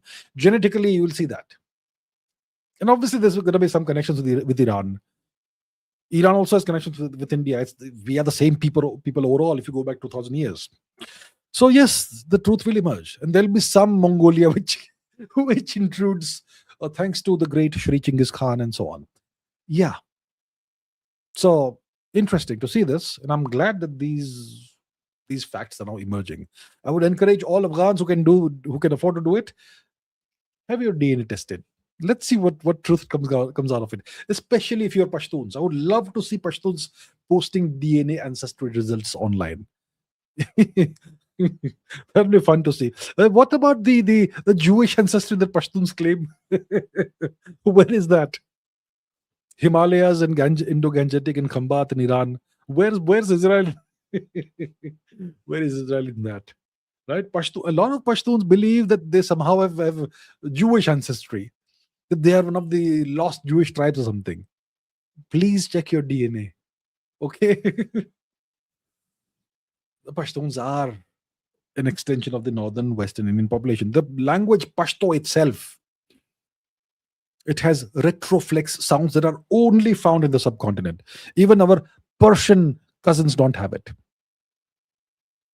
The retroflex sounds, ara, ana, da, ta, ta, ta. These sounds. Pashto has these sounds. They're not found outside of the Indian subcontinent in any other Indo-European set of languages. So the truth will emerge. The truth has to emerge. Harsh says, good evening. What's your thinking pattern? God only knows what my thinking pattern is. How do you absorb and remember so much info, and how do you deal with information saturation? I don't know what my thinking patterns are. I mean, I understand some of my mental models. I don't know what they're called, but yeah. How do I absorb and remember so much information? I read a lot, first of all, and I give myself permission to forget everything I read. So there's no pressure on me that I have to memorize so and so thing. I have to remember all the points in this. No such thing. If I find it boring, I can forget it. If I find it interesting, I'll automatically anyway remember it. See, go back to the time when you watch. I mean, if you're watching movies, if the movie is boring, in a couple of weeks you won't remember anything that happened in the movie. But if you watch a really interesting movie, you will remember the storyline for decades because it's interesting for you. That's the same thing for me. But I read. And if I can read whatever book, it doesn't mean I have to remember everything. But I will remember whatever I found interesting. And that's how I build patterns in my mind. And that's how I absorb whatever information I absorb. Do I remember a lot of information? Well, as far as I'm concerned, I know some things and I have connections in my mind. Do I remember a lot of stuff? I'm not sure about that. Maybe some people think that. So that's how I do it. How do I deal with information saturation? I don't let information saturate my mind. I don't go through social media for hours a day. If I go through social media, I go through it with a very specific purpose. I know exactly what I'm doing. And I don't expose myself to brain rot or constant scrolling of reels or whatever. I don't do that at all. So I'm fine. That's what keeps me immune from the problems of information saturation. Rataradana says, have you watched the Blade Runner movie? Yes, of course I have. Many, many, many, many years ago. Not the newer one, but the older one. The Harrison Ford movie, right? The Rutger Hauer movie, wherein he plays the cyborg, an android, right? Yeah, Tears in the Rain, that speech. Yes, great movie, great movie. Love the visual aesthetic of the movie. Beautiful. Cyberpunk, it's called, I think, whatever it is. Yeah, right. Kakashi says, if actions are greater than words, why we hate Turkey? Does Turkey take anti-India actions? It's an important civilization state. Should we build ties? Maybe of the record relations are good. Okay, so is Turkey a civilization state? No, it's not. It's an empire. It used to be an empire. There's a massive difference between an empire and a civilization. Rome was an empire, it was not a civilization. It had absorbed and imported Greek civilization. Roman civilization was essentially all about borrowing stuff from others. I mean, not Roman civilization, Roman culture. Roman culture was mostly borrowed culture. The Etruscans and the people of the Italy region, Rome region, they had some culture of their own, and they were anyway relatives of the people from the Ionian Aegean Islands and Anatolia and Greece. And after they conquered Greece and other parts of the world, they absorbed all those cultural elements. They even absorbed the cult of Mitra, the deity Mitra, as in Mitra Varuna, right? But they absorbed it from Persia, not from India. So that's what Rome was. It was not a civilization, it was an empire. Similarly, the Ottoman Empire was an empire. There was nothing civilizational about it. There was no element of civilization to the Ottoman Empire. It was an empire. Okay, that's the first thing. It's a former empire which still has imperial ambitions. Now, does India hate Turkey? I think Indians don't like Turkey too much. First of all, because of the 1,000 years of Turkic oppression over India. Secondly, because Turkey supports Pakistan in a variety of ways. Turkey supports Pakistan diplomatically. Turkey supports Pakistan with weapons. Turkey opposes India everywhere. Turkey supplies weapons to Pakistan, whether it is drones, whether it is whatever, whether it is logistics, whether it is other aid, right? And Turkey opposes India in the United Nations. Turkey opposes India diplomatically. Turkey has a hostile attitude towards India overall. And that's something that Indians are only coming to know about now. But it's been there essentially since 1947. And it's a religious thing, because the reason why Turkey does this is religious, clearly. So it's not like Indians, for some reason, have a hatred towards Turkey and we all hate Turkey and we don't realize what the truth is. It's not like that. Indians were indifferent to Turkey for decades and decades and decades. And only now Indians are realizing the whole pattern of what Turkey has been doing. Right? And Turkey's actions overall, I mean, look at their actions in the past 150 years only. That's a pattern there also. Not the nicest actions. Ask the Armenians, ask the Cypriots, right? So I don't mind India having good ties with Turkey as well, but do they want good ties? I don't think so. They are the ones who hate India. Indians don't hate Turkey overall. Now there's reciprocity because Indians nowadays are all active geopolitically, at least geopolitical activism on social media. But it's reciprocity that's beginning to emerge now. And reciprocity is good. Okay. Naman Singh says, Jai Shri Ram sir. Okay. How ambitious and practical is it for a common person like me or us to build tech ecosystem, messaging, social media, large language model for India, or it at least start for now? Ambitious? It's ambitious and it's good. Ambition is good. How practical is it? Well, it's practical if you have the resources for it. What do you need to create a messaging app? Well, you need. Well, you could do it on your own if you if you have AI. If you know programming, if you don't know anything about programming and software development, and ask AI to do it, you're going to end up with bloated stuff that doesn't really work very well, vibe coded stuff which isn't great. But if you have a background in you know software development and all that, you if you use AI, you're gonna be able to create a messaging app on your own with spending a few $100s, I suppose, right? Not that hard. But if you want to do it properly and launch it at scale, you can have a team of developers. You all work together. Maybe 10 developers is enough. Maybe even 5 is enough, right? And you can launch it at scale with some money. Not a very large amount of money, but not small either. So that's messaging app. Yeah, not that difficult. Social media. If you want to launch the next Twitter, if you want to launch the next Facebook or whatever, well, that obviously is going to cost you more, but it's possible. The thing is, the trick is, first of all, make it user friendly, give it nice features that all the other apps have, all the other platforms have, and then how do you acquire users? That's the biggest trick. That's a question. So if you can crack all those things, you can do it. It certainly is practical if you can crack that. Large language model, once again, you can spend maybe $1,000 and develop a large language model, a distilled one, or you can spend $1 billion and develop your own large language model. It depends on what you're trying to do and how you're trying to achieve it. You can distill existing models for maybe just $1,000 or $2,000, and you can have your own specific purpose large language model. You can do that. It's not that expensive. $2,000, I suppose even one person can probably afford that. $2,000 is what, 2 lakh rupees, right? For that, you can have your own large language model, distilled version. You will need some hardware as well. Let's say 5-10 lakh rupees. Most people can somehow conjure up the money and resources to make this happen. So all these things are possible. It's of course ambitious, practical. Well, are you able to acquire the resources to make this happen? That can answer the question of practicality. So overall, it's very much possible. Yes. Prataradana says, I think India is on the way to make the best anti-drone missile defense system. Bhargavastra and its micro missiles may be game changers. Okay. So what is this Bhargavastra?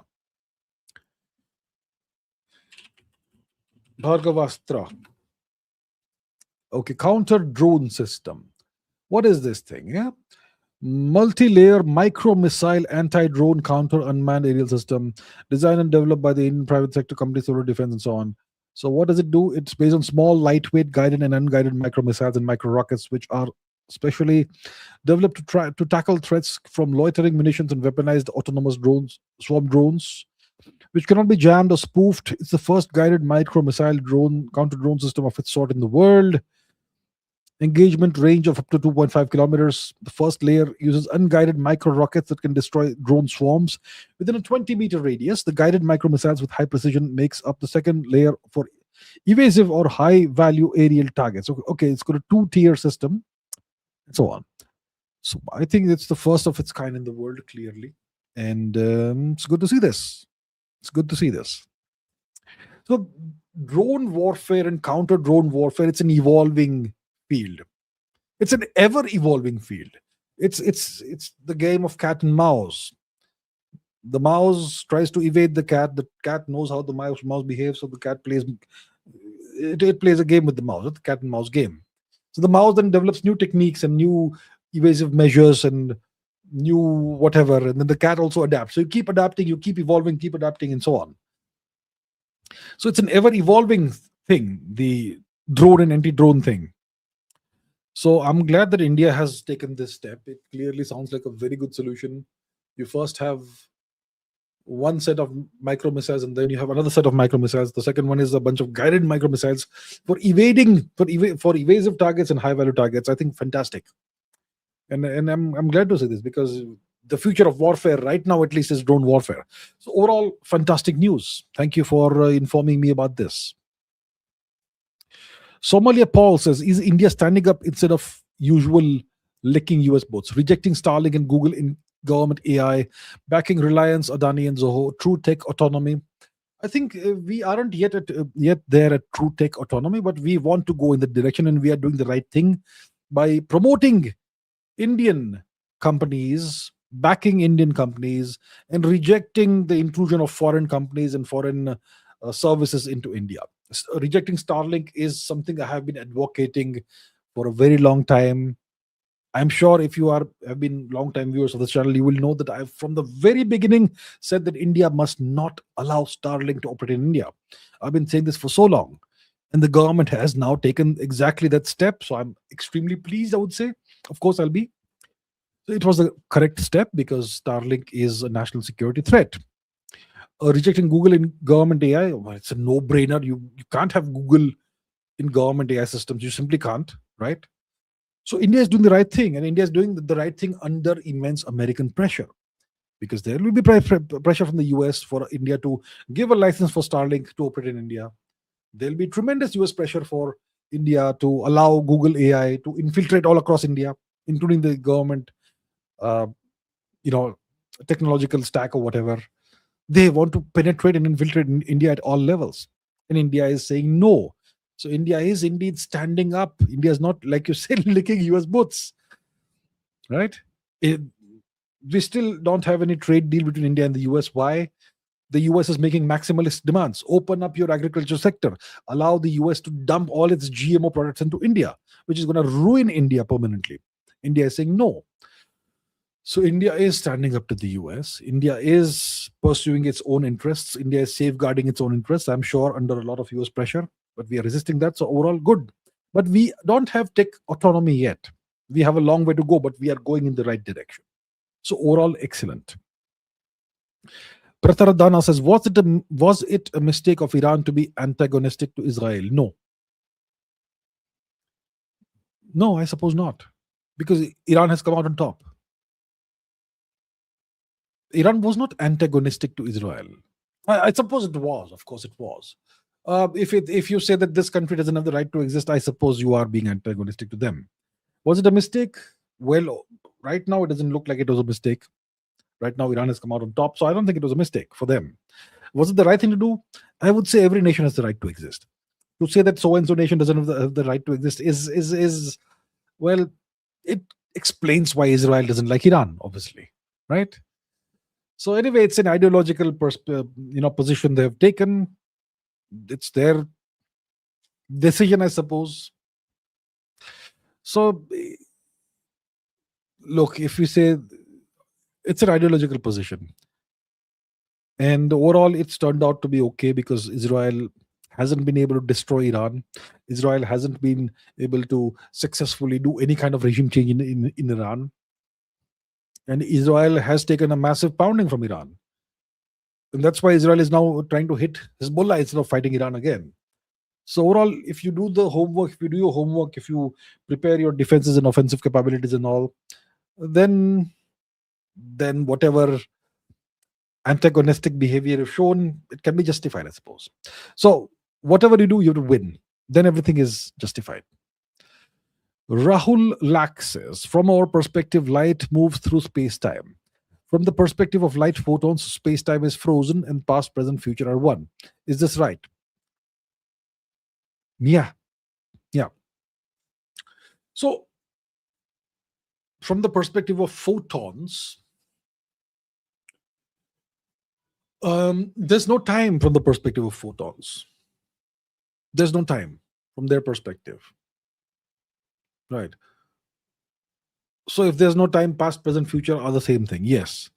So from our perspective, light moves through space-time. Yes, we also move through space-time. Light moves through space-time, but light moves at the ultimate speed limit, and that's why photons don't experience time. We experience time. Photons don't experience time. So for photons, the universe is timeless. It's frozen. Past, present, future are the same thing. That is right. That is right. Yep. Correct. The Kaiser Franz Beckenbauer says, if Napoleon won Waterloo and took London, what would happen to British India? Would the East India Company declare independence, or would Indian kingdoms reclaim power? Well, I don't know. It's all hypotheticals. It's about exploring alternative timelines which have never happened. Okay, let's try and see what could have happened. Okay. So let's say Napoleon wins Waterloo and takes London, and it's the end of England as an independent entity. Napoleon, let's say, becomes the emperor. um, of England and the United Kingdom and France and Italy and of all Europe, what would happen to British India? It would become Napoleonic India. It would have become Napoleonic India. You think Napoleon would have let India go away? A guy of his ambition, do you think he would have let such a valuable resource just slip away? No. If Napoleon had successfully succeeded in taking control of England and Europe, then he would then turn his sights elsewhere. What else can I now grab? The guy wanted to conquer the whole world. The guy was inspired by Alexander the Greek. So see, if you take over England, if you control England, if you become the emperor, then the East India Company now has a new emperor, and they only owe allegiance to him. And obviously, East India Company headquarters are back in London, which will be under Napoleon's control. So Napoleon controls the East India Company headquarters, which controls the outposts in India. So Napoleon takes over the East India Company in India, and India would become Napoleonic India in that case, unless the Indian kingdoms are able to reclaim power. But the East India Company knew how to play the game. So I think we would have seen a Napoleonic India in that case. Kakashi says Iran's sovereignty has risen and US influence in West Asia has fallen.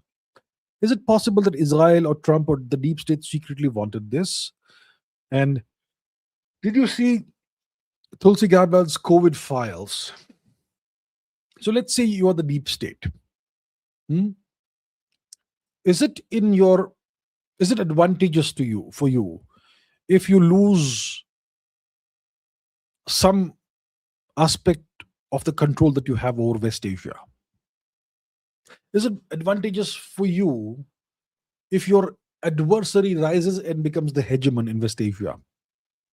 If you're the deep state, is it a good thing for you? I don't think it's a good thing.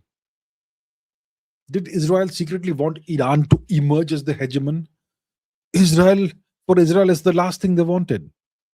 It's the last thing. They were hoping to effect a regime change in Tehran. They wanted the Pahlavi guy, the son of the last Shah, to become the puppet king of Iran. That's what they wanted, so that they could control Iran through him. So this is the last thing they wanted. If you're talking about Israel, if you're talking about the deep state, assuming the deep state has ties with Israel, it's the last thing they wanted. Trump, this is a humiliation for Trump. He keeps posting every day on social media that we defeated Iran, the US has won, and so on. But everybody knows what the truth is. Trump lies every single day. Ask Madame Meloni, Giorgia Meloni. She lambasted him openly, right? She called him a liar, essentially. And everyone knows Trump lies all the time. So he lies and he claims he has won, but everybody knows that the emperor has no clothes, and everyone knows that the US has been humiliated. So this is not what they wanted, okay? Iran is now essentially the hegemon in West Asia. Iran is now more powerful than Israel. Israel may have nukes, but Iran is more powerful. So I don't see anybody secretly wanting that sort of thing. Tulsi's COVID files, I haven't looked into them yet, but it looks like a lot of what people were calling conspiracy theories are now emerging as truths. That's what it looks like. I haven't seen the details yet. But yeah, Fauci, gain of function research and all, US funding coronavirus research. Yeah, looks like all those so-called conspiracy theories were actually true. Looks like that. Okay, Suraj SNI says consciousness is awareness of surrounding without stimuli. Consciousness is awareness of surrounding without stimuli. Well, that's one way of looking at it. There's plenty of other ways of looking at it too. Consciousness is the awareness of your own self. Consciousness is the awareness of you being separate from your surroundings. Consciousness is the awareness of knowing exactly what is it that separates you from your surroundings. Consciousness implies an internal mental model of the external world. Consciousness implies memory. Consciousness implies lots of things. Lots of things. Very complicated. Okay.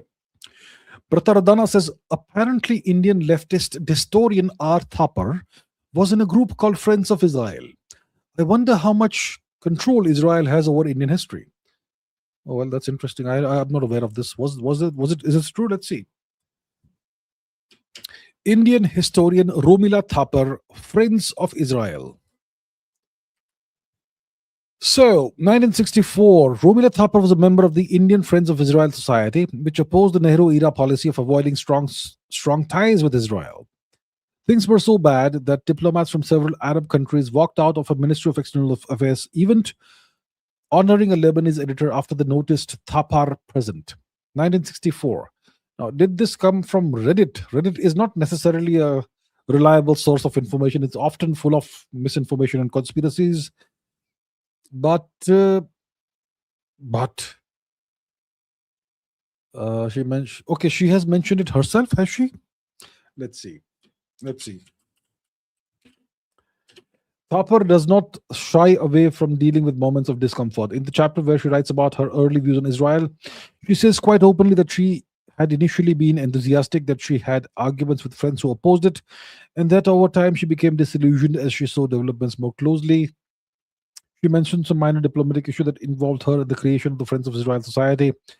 Okay, so clearly she herself has written in her so-called memoir, no, not so-called, her actual memoir, that she was a member of this Friends of Israel Society, which is fascinating. Okay. So does Israel, however, have control over Indian history? I don't know. But this is very interesting that this lady was a member of this group. Very interesting. So I don't know the details of what this group was all about. Obviously, it was Indians who were Friends of Israel, who supported Israel. Does it still exist? How long did it last? Did she actually leave the group? She says she was kind of disillusioned eventually. So we'll have to read about, if you have the stomach for reading her book, you can read. I have no plans of acquiring her book and reading it. Okay. Tanmay Deshpande says, why is Trump insulting Italy's Prime Minister, Madame Giorgia Meloni? He has damaged the relationships with Italy, and Israel is also angry at him for agreeing to sign this MOU with Iran. Is this just ego? Okay, these are two separate matters, Italy and Israel. Israel wants to destroy Iran. And Israel wants to use the US as a tool to destroy Iran. So Israel wants the US to keep attacking Iran no matter what happens. Even if the US gets completely humiliated in the region. Israel is fine with that. But Trump doesn't want that. He doesn't want to be humiliated. He wants wins.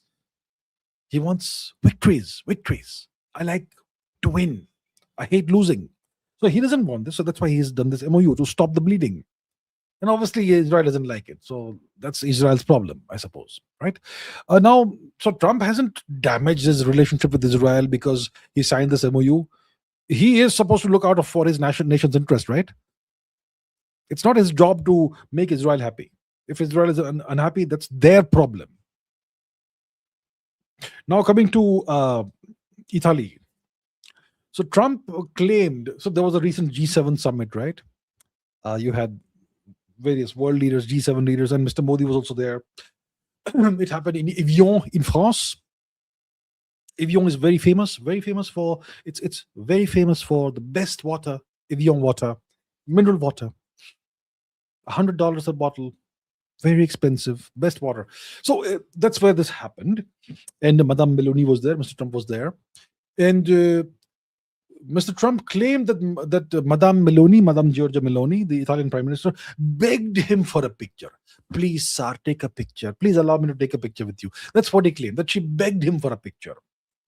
And this made the lady obviously very furious. And she went on social media, put the phone in front of her, and spoke to the phone that Trump is a liar, and he's essentially that's what she said, that he's a liar. And Italy and Meloni never beg. That's what she said. We have some pride. And then Trump fires back at her and so on. Then she says that why are you damaging your relationship with your allies and appeasing those who are the enemies of the West and so on. So she made a jab at him. She took a dig at him. So it was all started by Trump by lying about the whole matter. Trump lies all the time. He's a liar. And he expects the whole world to you know to agree with whatever he says, even if it's lies. Right? He expects the whole world to play along with his lies. And if you are someone like Madame Meloni, you will not take this lying down. So good on her. Good. He needed that, Trump. So he has this policy of humiliating or attempting to humiliate everybody, including especially those who are his allies. He has a habit of lying all the time. We know it personally very well. Operation Sindoor. Oh, I stopped Operation Sindoor. Maybe he did. But then he goes and says that Pakistan won the war and they shot down 3 Indian fighter planes and 4 Indian fighter planes and 7 Indian fighting planes. Lies after lies after lies. He called India a dead economy. He said all kinds of insulting things about India. And Mr. Modi did not respond at all. Mr. Modi did the right thing by not responding at all, by simply ignoring Trump's antics and tantrums. But Madame Meloni is a different person. She's a much younger lady. And she's not going to take it lying down. So overall, I approve of Madame Meloni's response to Mr. Trump. Good. Kakashi says Marco Rubio, the US Secretary of State. Rubio, Trump was mocking him, right, with a bottle of water. Rubio. So that Rubio visited Missionaries of Charity headquarters in Kolkata. That is blatant interference in India's internal affairs. It's well known that the US is in a variety of ways funding missionary activity in India. It's been doing that for decades. And this funding is, what's the purpose of the funding? To re-engineer the religious demographics of India on a massive industrial ongoing scale. It's happening in various parts of India as we speak right now. So him visiting this organization that was founded by that woman Teresa, well, it's a message to India. It served as a message to India that we are more powerful than you and we're going to keep on doing this. Yeah. Teen Talks says you can have a parachute. You can have parachute in a crashing plane or lifeboat in a sinking ship. What will you choose and why?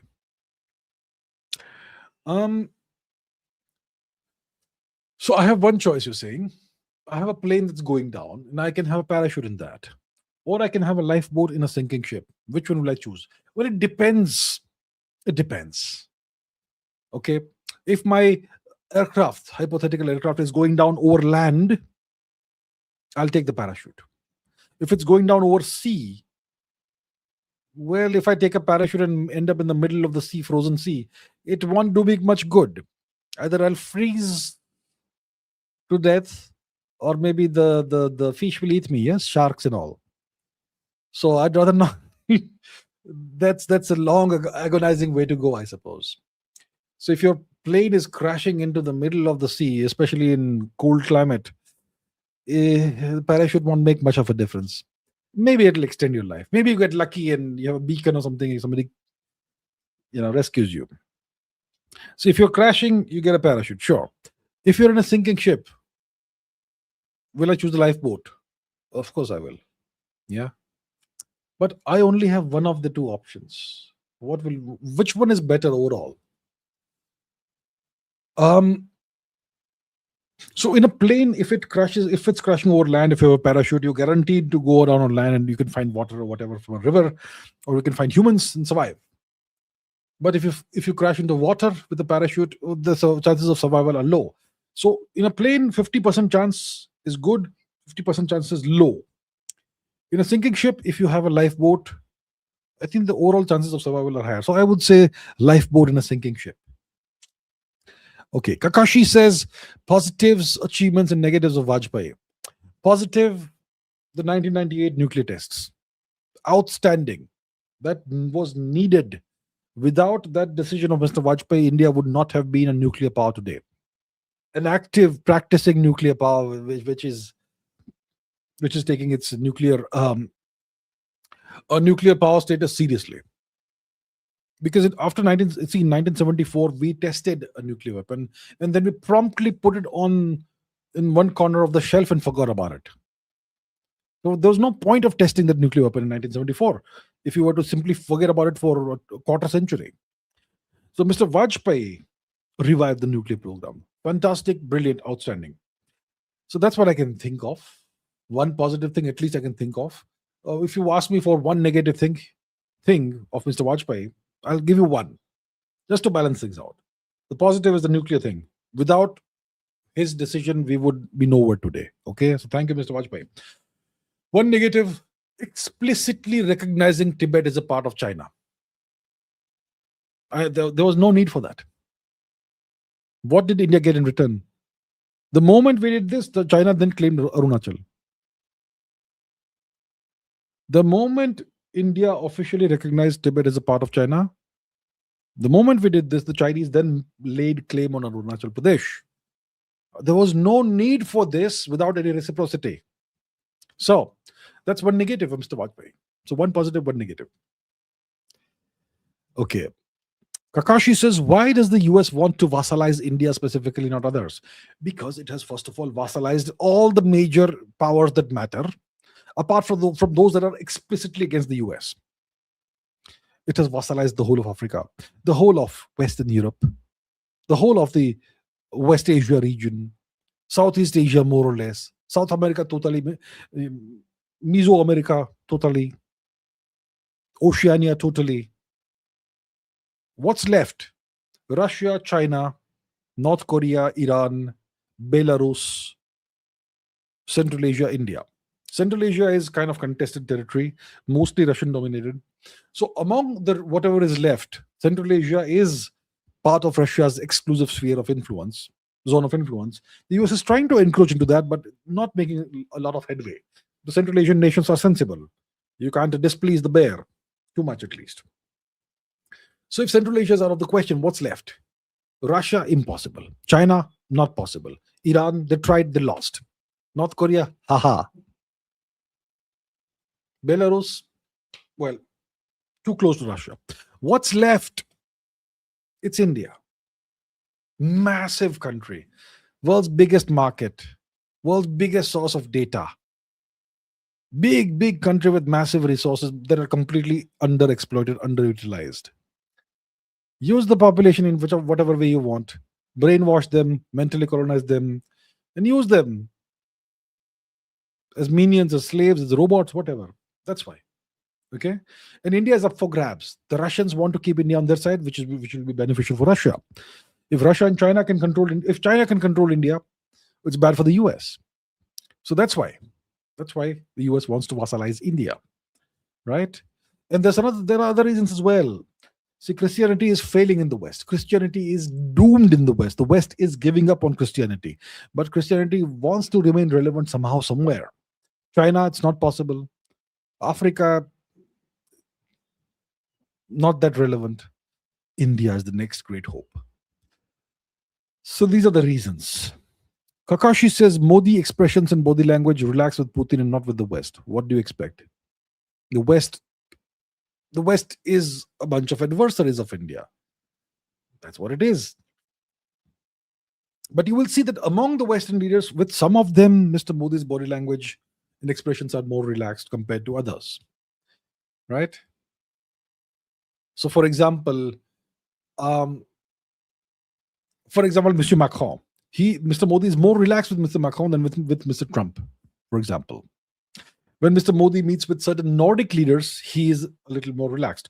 When Mr. Modi meets with Madame Meloni, he's very friendly, right? So there is no tension, hostility there. When Mr. Modi meets with, I suppose, some of the leaders, so it depends, right? And when it comes to Mr. Putin is not an adversary of India. Mr. Putin does not seek to vassalize India. Mr. Putin doesn't seek to break India. Mr. Putin doesn't claim Indian territory. Mr. Putin wants to find ways for India and Russia to work better together. So there is a positive relationship there. There's a relationship with potential for even better cooperation. So that's why the body language is totally different. You see? Okay. Varinder Singh says, is NFAK goat of Indian subcontinent of all time? What is NFAK? Okay, I'm trying to guess, but no. What is NFAK? Nusrat Fateh Ali Khan. Um, is it the greatest of all time? I don't know. I've not really listened to his music. I know some song called Afrin Afrin, and I've heard that. And apart from that, I'm not really sure. So I don't know if he is the goat of all time. Probably not. So what was the form of singing? Sufi, Qawwali music. Qawwali music, Sufi music. That's not the only form of music in India. A far greater form of music in the subcontinent is the ragas. Whether it is khayal, whether it is tumri, whether it is drupad. That's far greater than Qawwali, which is like folk music. So I'm sure he was a great singer, and I'm sure about that. I'm sure there are much greater singers than him. So I would not say he's the greatest of all time. I would not say that at all. And I personally haven't listened to him much. I just know about the Afrin song. Maybe I've heard a few more here and there, bits and pieces of snatched songs heard here and there, but nothing overall. Okay, Piyush Sinha says, corruption is there in every part of the world. In every state of India, then why is it that only Bihar and some other states are specifically targeted because of corruption and other issues? So you are right, there's corruption in every part of the world. Sure, I agree. And allegedly in every state of India, maybe, allegedly, perhaps, maybe. But why is Bihar demonized for corruption? Why do everybody say Bihar is corrupt? Why? And maybe some other states. Why? Because of stereotypes. Look, the word. What is a stereotype? It's a oversimplified way of looking at the world, so that you don't have to think too much. Just assign tags to everything, so that you don't have to think too much. Thinking is painful. Thinking is tough. So don't think. Just assign tags everywhere, and then the world is all simple. There's a tag on every state, right? It's a lazy way of living life, relying on stereotypes, right? And for some reason, Bihar and some other states were called what, the Bimaru states or whatever, by whoever whoever coined the terminology. The way I see Bihar is right now, Bihar, obviously the GDP per capita in Bihar is low and all that. Bihar has had a very rough history the past few decades because of alleged mismanagement, allegedly by various whatever. Yeah, but the way I see Bihar is one of the greatest regions of India historically. I mean, how many empires emerged out of Bihar? The Maurya Empire emerged out of Bihar. The Gupta Empire emerged out of Bihar. Right. Bihar is historically Magad, and Patna is the great Patliputra. So there's so much greatness latent in Bihar. But if you want to be lazy and look at the world through stereotypes, well, you will say all kinds of stupid things. I'm sure there's been problems in Bihar, no question about that. But that doesn't mean that all Biharis are lazy and everybody is corrupt and so on, right? So, Smart Guy says, good evening, sir. Good evening to you, sir. I'm good. Many of the so-called nationalist accounts on X are angry about other people for posting Chinese caste system views. Very interesting, no? So there's a bunch of anonymous accounts on Twitter, on X, that have been posting facts, well-researched facts, well-documented facts about the Chinese society and the Chinese caste system and the problems that are inherent to Chinese society and history that have been, deliberately hidden away by the Chinese Communist Party and academia and so on. So these accounts on X, probably Indian accounts, have been exposing that for the past week or so. And now you have certain Indian media outlets like First Post and somebody else also, some other outlets who are defending China. And there are some allegedly nationalist accounts on X who are also defending China. It's very interesting to see this. Very interesting phenomenon. Indians will try and sabotage Indians, and Indians will try and support the enemy for some reason. The Chinese have been putting out blatant lies about India and Indian society for decades.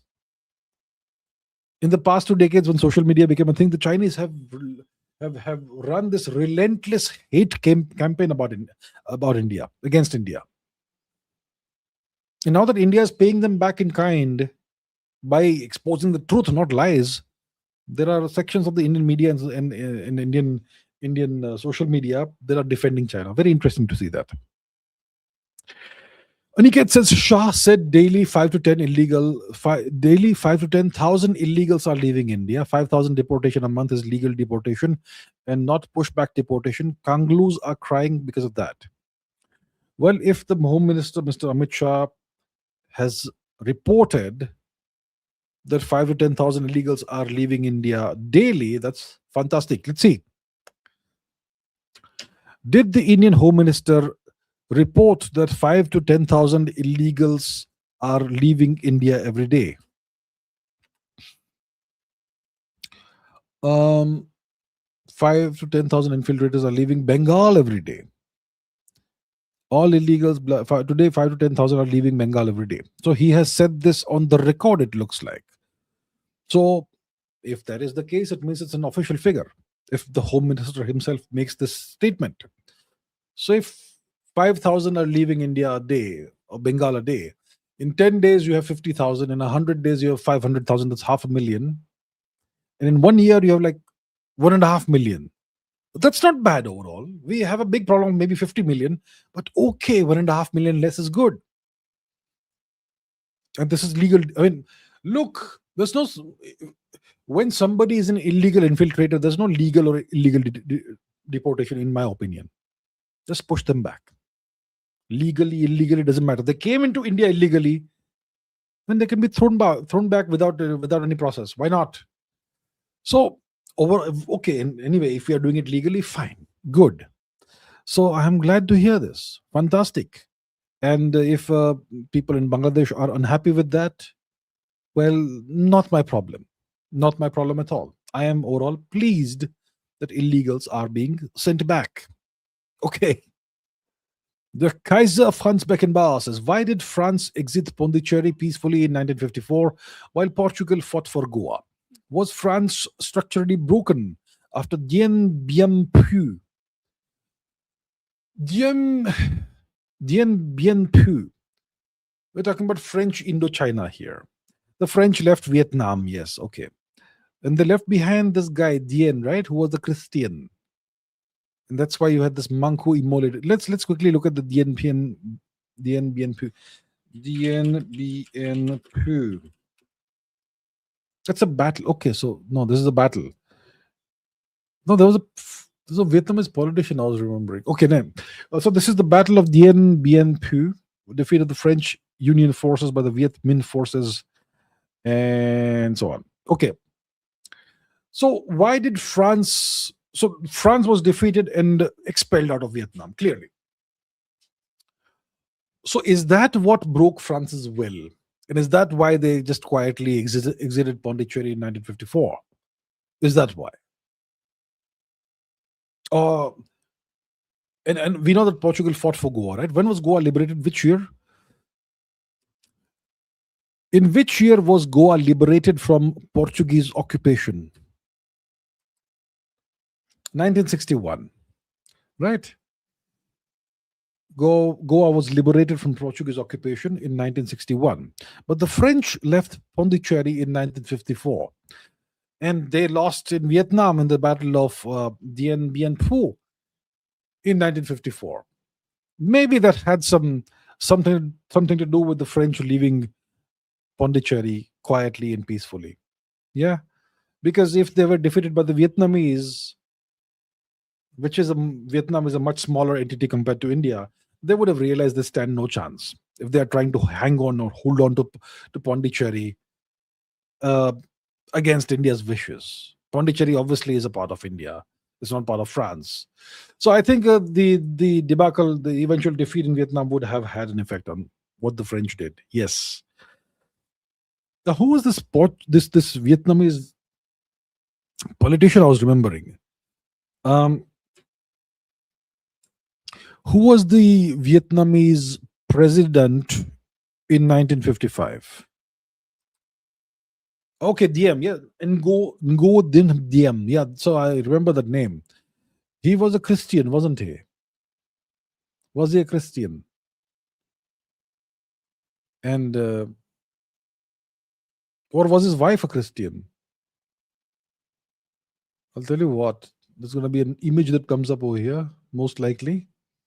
The monk who immolated himself, Thich Kang Duk, right?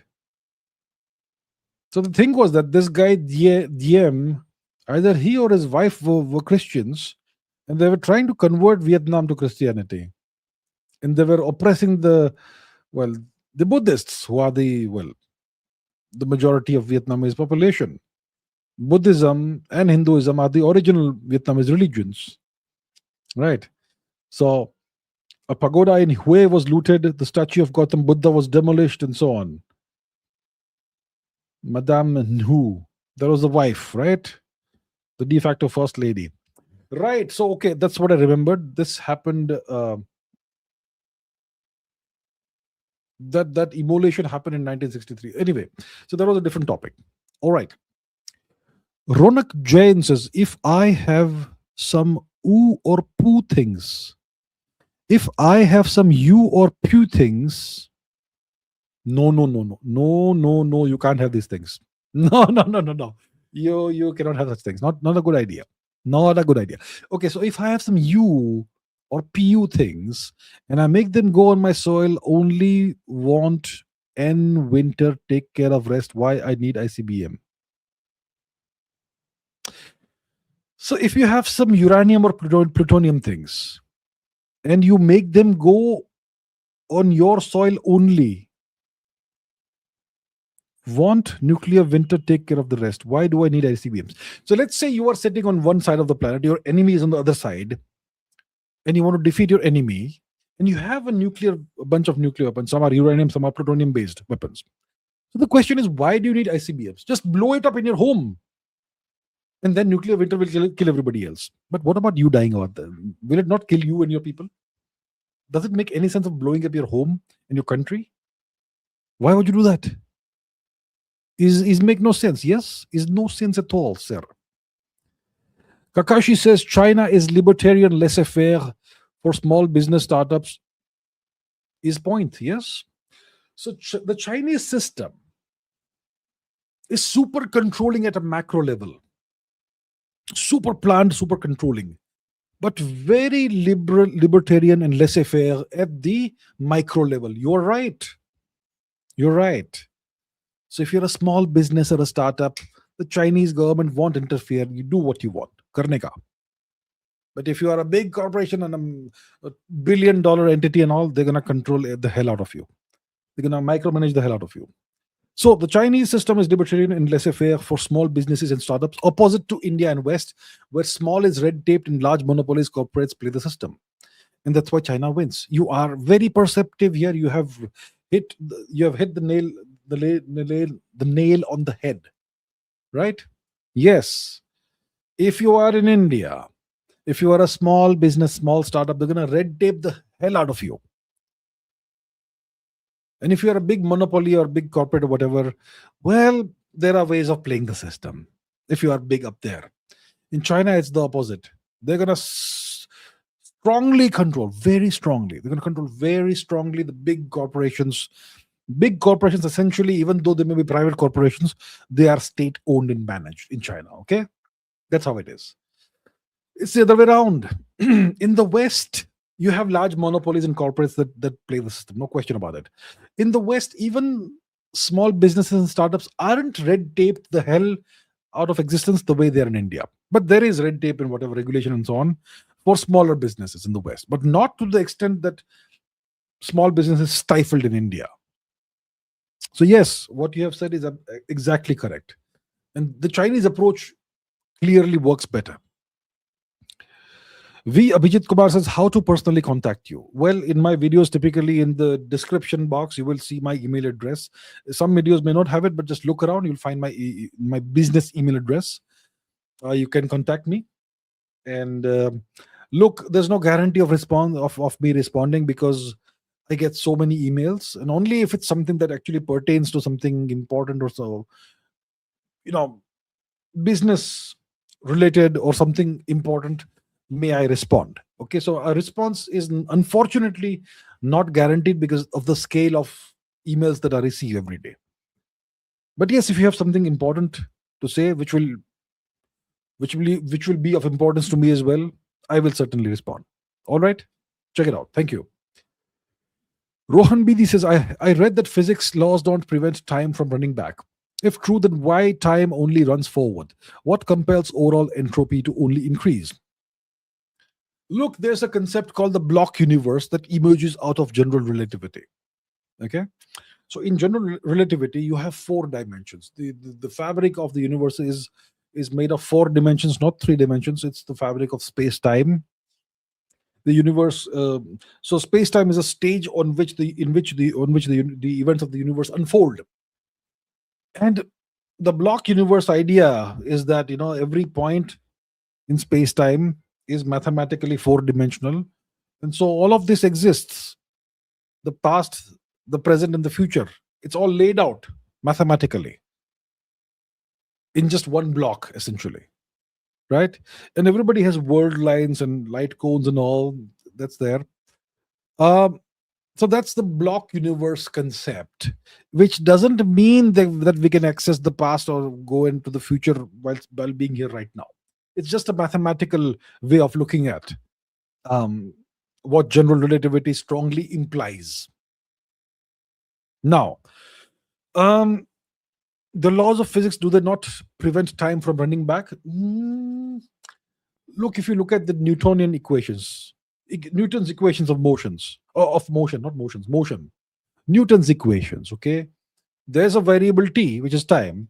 You can put time t equal to 0, you will get a certain result. You can put time is t equal to whatever seconds into the future, it will work. You can put negative time in there, it'll tell you about the past. It'll tell you about the evolution of the system in the future, and it will also tell you about the state of the system in the past at any given point in time in the past. So it's mathematically possible to go back in time using those equations. The block universe concept says that past, present, future, all of them exist mathematically. So that is a strong implication of general relativity. But the question is, why does time only run forward for us? Is time just a river for us? Maybe it's our conscious experience that time only runs forward for us for some reason. And that's obviously something we don't understand very well. Time is very poorly understood. Time is very poorly understood. Now, there are other, laws of solutions to Einstein's field equations, which involve going back in time. For example, the exact solution discovered by Kurt Gödel involves it throws up something called closed time like curves closed time like curves. So this exists only in that specific universe that is the outcome of that solution. That's a static rotating universe, and because the universe is not expanding, it's static and it's rotating. Unlike our universe, it's a different universe, and because of the rotation, the light cones get twisted and warped and stretched back and stretched in such a way that if you're traveling in the light cone into the future, you go into the future, but you eventually end up back where you started in the past. But that is not something that describes our universe. It's a different universe because it's a static rotating universe. So a lot of the laws of physics are strange. Some of them describe solutions that are not relevant to our universe actually. A lot of it is mathematics, which we don't quite know how to interpret correctly. And do also realize that the Einstein field equations aren't 100% correct. They do throw up weirdness. What kind of weirdness? Division by zero, infinite density, infinite curvature in zero volume. That's the singularity, which means the equations have broken down. It doesn't mean that it's an actual singularity. So the best equations that we have are flawed. And our best understanding of physics describes only about 4% of what we observe in the universe. So you see, our understanding of the universe is very incomplete and very rudimentary. What we see as the laws of physics is not the actual laws of physics, it's only some incomplete version of the laws of physics, right? So the answer to your question is that we don't understand the universe properly. We understand it very poorly. Okay, in 1900, the best physicists in the world believed there was no such thing as an atom. They were the world's best physicists. They did not believe that atoms existed. Today, we can laugh about it and we can say how wrong they were. But imagine the fact that we are today here and our best physicists may be similarly wrong about very big things. Right? So that's the deal. Our understanding of physics is very incomplete, very fragmentary, very limited. And that's why we don't know why all these things happen and why entropy also increases. Now, a lot of these things, a lot of these questions, we don't really have the right answers to many of these questions. Fast Snail says, how would the Gulf leaders perceive Iran today? Would they be regretting decisions they made decades ago? Are they proud, envious of Iran, or do they despise Iran? Okay, so we have leaders in the Gulf. We have the leader of Saudi Arabia. We have the leader of Kuwait. We have the leader of Qatar, Bahrain, and so on and so forth. Various Gulf leaders. How will they perceive Iran today? Well, they will, and will they be regretting decisions they made in the past, decades ago? So, what are the decisions they made in the past, decades ago, that are relevant today? The primary decision that was made decades ago was that these nations, the Gulf nations, West Asian nations, would not invest in building up massive armies and militaries. They would simply outsource that defense, the national defense, to the United States. The US said, why do you need to build up a military? Why do you need to train soldiers and do all that? Just leave it to us. Give us a few military bases that we operate. Give us a few air bases. Allow us to build a massive naval base outside of Manama in Bahrain. And we're going to put our troops in your countries. We're going to put our hardware, fighter planes, and so on in your countries. And you can keep buying a few $1 billion worth of arms and equipment every year or two just to keep us happy. But overall, we will guarantee your security. That's the promise, the assurance that the United States gave to all these countries. And that is a promise the US has been unable to keep. The US has been unable to defend these countries, maybe unwilling. Maybe the US was only trying to defend Israel. So the infrastructure that the US built in these countries, it was actually the infrastructure of control and occupation, to control and occupy these countries, not to defend these countries. So that's a decision these countries would probably be regretting right now. How do they perceive Iran today? They perceive Iran as the new hegemon in the region, more powerful regionally than the United States or Israel. That's how they perceive Iran today. Are they proud of Iran? No, they're not proud of Iran. Are they envious of Iran? To some extent, they'll be envious of Iran. Do they despise Iran? I don't know about despising Iran, but they fear Iran. Of course, they'll be right to fear Iran. Yeah, that's the situation. Fast Snail says, with recent history, could Iran have expansionist ambitions and maybe take over Kuwait with Iraq's help, control Oman and other tiny nations, or too early? Too early. Too early. Iran needs to stabilize itself. Iran needs to rebuild itself. Now that sanctions will be frozen, the sanctions will be rolled back. Iranian assets will be unfrozen and so on. Iran will have access to capital and so on, which will be useful for Iran to rebuild the nation, rebuild the whatever has been destroyed, possibly trade with other countries, make money out of the Strait of Hormuz by charging a toll for every ship that passes by, and so on. So this is going to take time, right? And So that's what will occupy Iran for some time, at least next 5 years perhaps.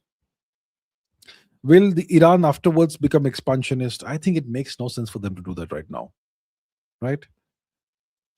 It's one thing to say that the US putting boots on the ground in Iran will be disastrous. It'll be suicidal. That's correct, because Iran is great defensively. But does it make sense to go and start invading other countries? I think that will be the worst decision they can make. So I think it's too early for them. I think they should not do it at all. They are very lucky that they have the kind of resources they have, the kind of geography they have, that they are almost immune to foreign invasion. And that's their strength. They should play to their strength. They should not try to invade other countries. So, no, I think it doesn't make sense for them to have expansionist ambitions. Shivansh says, "You were right, sir. I looked into the history of the dragons, and it's far from how they propagate. Even the history of China. Okay, you looked into the history of China, and it's very different from what they portray it. From Shang dynasty's state-sponsored human sacrifices to intense slavery, brutal. If you look into the history of China properly, it's extremely violent, extremely brutal. Their civil wars, when they happen between dynastic cycles, they typically have death tolls of 20 to 100 million people. There is cannibalism, there's slavery, there's, like you say, state-sponsored human sacrifices, hundreds of people interred in a mass grave along with the king who died or whatever. Discrimination, all kinds of nasty stuff is there in Chinese history, and they have tried to suppress this all, and now it's all coming out because Indians are now curious about China. Yeah, brutal. Don't make Indians curious about things, man. They'll dig everything out. Okay. Rano Nahapana says, veteran of Indo-China ex-war, handle Aryaputra. Let me give you a shout out, shall I? Give me a second. Handle Aryaputra. Let me find it. Give me a second. Let's see. Aryaputra.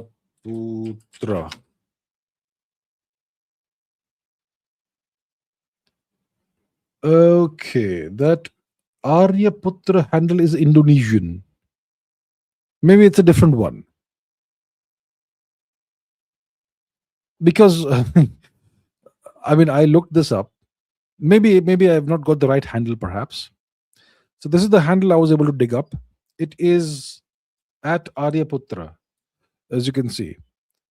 And he says, Nenek moyangku seorang pelaut gemar mengarung luas samudra menerjang ombak tiada takut menempuh badai sudah biasa.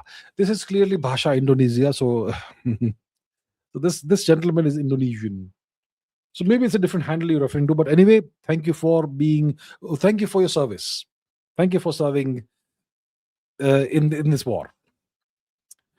Kakashi says, why you say China is no civilization state today? He is pro-culture. Why do I say that China is no longer a civilization state? It has some of the elements that you would need to have in a civilization state. They use their own language for everything. That's very civilizational. Yes, we don't. India doesn't. See, what are the hallmarks of a civilization? To answer your question, I have to give you the characteristics of a civilization, without which it's not a civilization. First is, it uses its own language for everything. It doesn't use a foreign language as an official language. All education, all official communications, everything official and unofficial is done in the native civilization language. The place may have multiple languages, but there is one official civilization language. We used to have Sanskrit in the past. It's no longer there as a official language in India. But in China, it's Mandarin, which is the official language. That's number one. Secondly, If you are a civilization, it means all your institutions are grounded in your civilizational values and culture and ethics and morality. So, your judiciary, your executive branch, your bureaucracy, your education system, everything, all these institutions are rooted and grounded in your civilizational values and morals and ethics, not some imported morals or ethics or whatever. Is that the case in China? China has its own civilizational values and norms and values and ethics and morality. But today's Chinese institutions are grounded in Marxist communist ideology, not Chinese traditional civilizational values. That is one aspect of the Chinese system that is non civilizational. Okay? And that is non negotiable. If your institutions are grounded in foreign values and ideology, you are not a civilization. So that's why I say it's not a civilization state today. It's close to being one, closer than India, but still not one completely. Okay. Memologypedia says, I am feeling pressured. Fourth year marketing, and due to AI, job market is volatile and no business idea yet. And seems people my age has figured things out. So you're feeling pressured. You fourth year, I suppose, college marketing. I don't know. Okay. Due to AI, job market is volatile. No business idea yet. People your age have figured it out.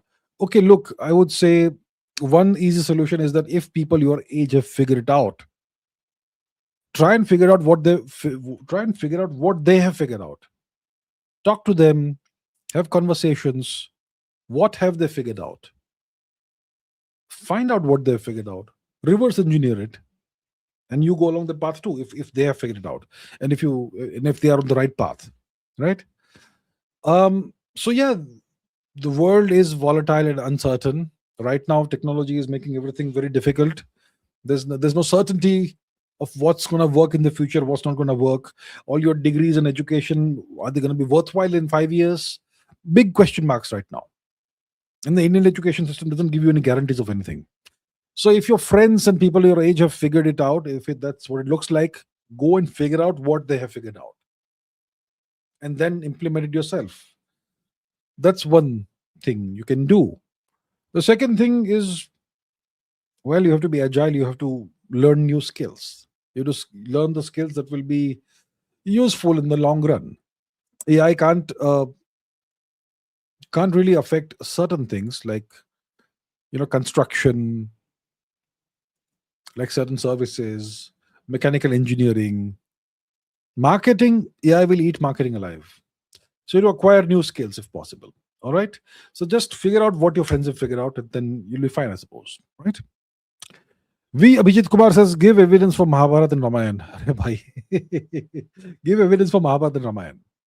Okay, one piece of evidence for Mahabharata, for example. Okay. In the Mahabharata, there is this event where Arjun visits Dwarka. He witnesses a massive, horrible earthquake, and the city is swallowed up by the ocean. That was believed to be mythology for the longest time, until we discovered the city exactly where the text said it would be, off the coastline of modern day Dwarka. So that is clear evidence of exactly what the text says actually existing in real life. That's a very clear, unambiguous evidence of the Mahabharata. When it comes to Ramayana, the Ramayana is much older. We have, all the place names that are mentioned in the Mahabharata, in the Ramayana, still exist. The river exists, the city exists, the geography of Bharatvarsh exists, but there is no unambiguous confirmation or evidence. I suppose we need to go and look into the Rama Setu and see if it is man-made or not. That would bring up more evidence. Right? So, because our archaeologists, our historians have not bothered to look into these things properly, that's why so much evidence is missing. So when it comes to the Ramayana right now, there's almost no hard evidence that corroborates or proves that it actually happened. There is indirect evidence that all the geographical places that are mentioned still exist, right? And the Rama Setu exists. So now we need to go and find out if it's man made or not. Okay, Kakashi says, have you watched RRR? Did you like it? Secondly, who will win the World Cup?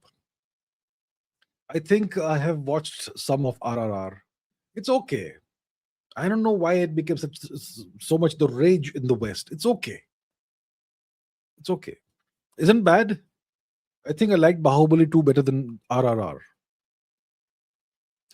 I was not fond of certain things in RRR, like the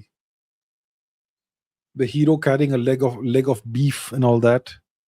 Wasn't fond of that. Why do we need to put that into this movie? Overall, it's a movie. It's super exaggerated and over the top and all that. The villain in the movie, the guy with the beard, is a great actor. He was in the series Rome.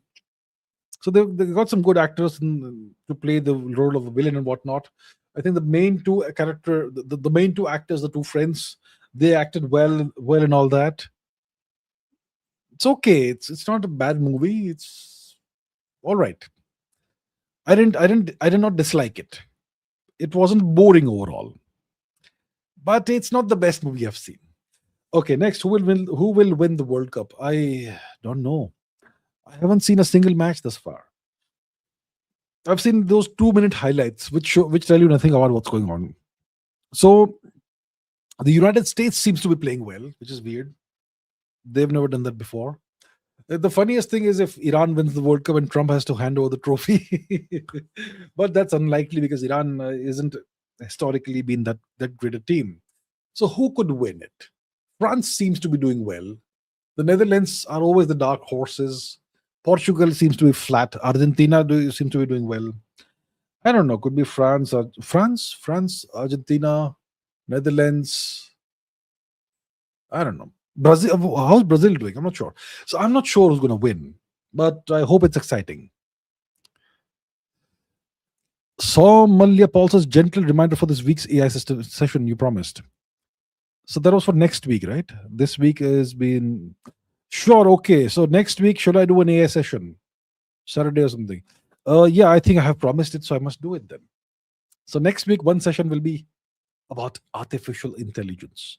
I shall take questions from the comments, at least 15, 20 questions, and then the rest we can do as per usual. All right, thank you for the reminder. Kumar Singh Pratihar says, if memories are stored in the brain, how does this memory transfer from one life to another? As researched by Dr. Ian Stevenson and Dr. Satwant Pasaricha. I don't know. We are talking about non-physical things here. I only understand the physical world. That's my limitation. We don't know if memory transfer actually happens from one life to another. Lots of people believe that. But do we have evidence of that? Do we have one-to-one correspondence with one life in the next life? We don't have any hard evidence of that. We have anecdotal evidence of that. Some of it is very strong, but it does not constitute actual proof. What do I mean by actual proof? If you take that evidence in a court of law, will the judge sab admit your evidence? No, he'll say, get out. Ye nahi chalega. Hard evidence mangta hai. Okay? So the point is, all these stories and all these anecdotal pieces of evidence, they are not admissible in a court of law. And they are also not admissible scientifically. So what we're talking about here doesn't constitute science. Memories are stored in brain. That is science. Does this memory get transferred from one life to another? That is not science. Okay? So you can't mix science with something that is non-science.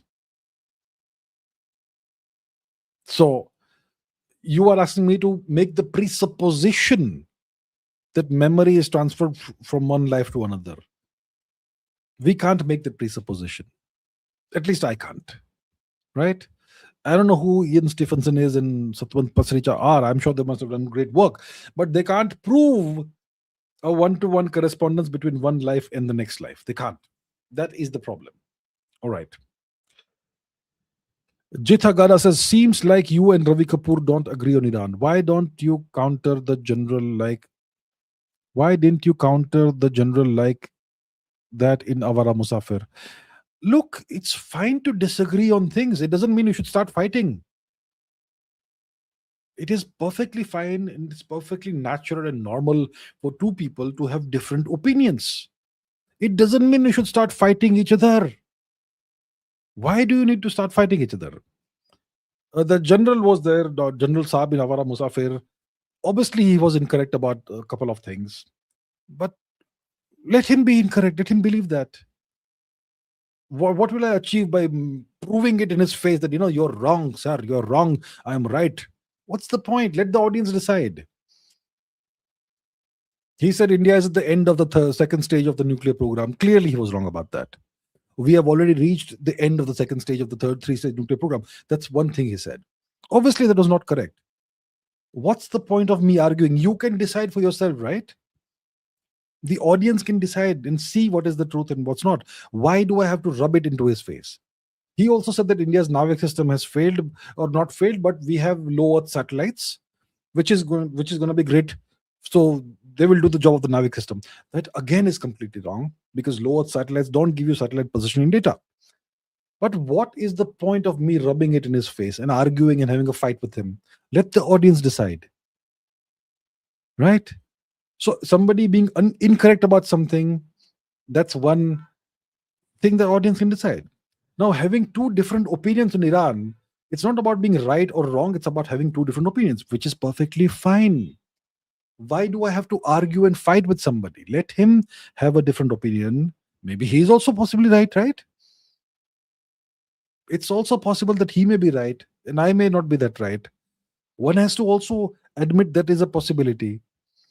My point is, why do we need to argue? It's not a 9 p.m. debate like on those news channels. We can be civilized. We can agree to disagree. We can actually learn something from each other. Okay, this gentleman has a totally different opinion. Why is it so? Let me think about it. That's the constructive approach to things. All right? So let's not fight. Let's not fight if there's a difference of opinion. All right. Ad Astra says, could you tell us about the Tunguska event? Is it true that trees don't grow at the side of the impact crater? If yes, why? Trees grow there today. It's not true that trees don't grow. Trees grow there today. But what is the Tunguska event? So in the year 1908 in Siberia, a strange thing happened. One nice fine day, suddenly the sky saw a second sun in the sky. Very bright light. And then a massive explosion that flattened the trees for kilometers and kilometers away. Yeah. And this was a meteorite impact event. Whether it was a meteorite or a comet, we don't know. But it was the size of a small office building. Small. Maybe 10 meters in diameter or something, 10, 20 meters in diameter. So it was an object that entered the atmosphere but did not hit the surface. It exploded.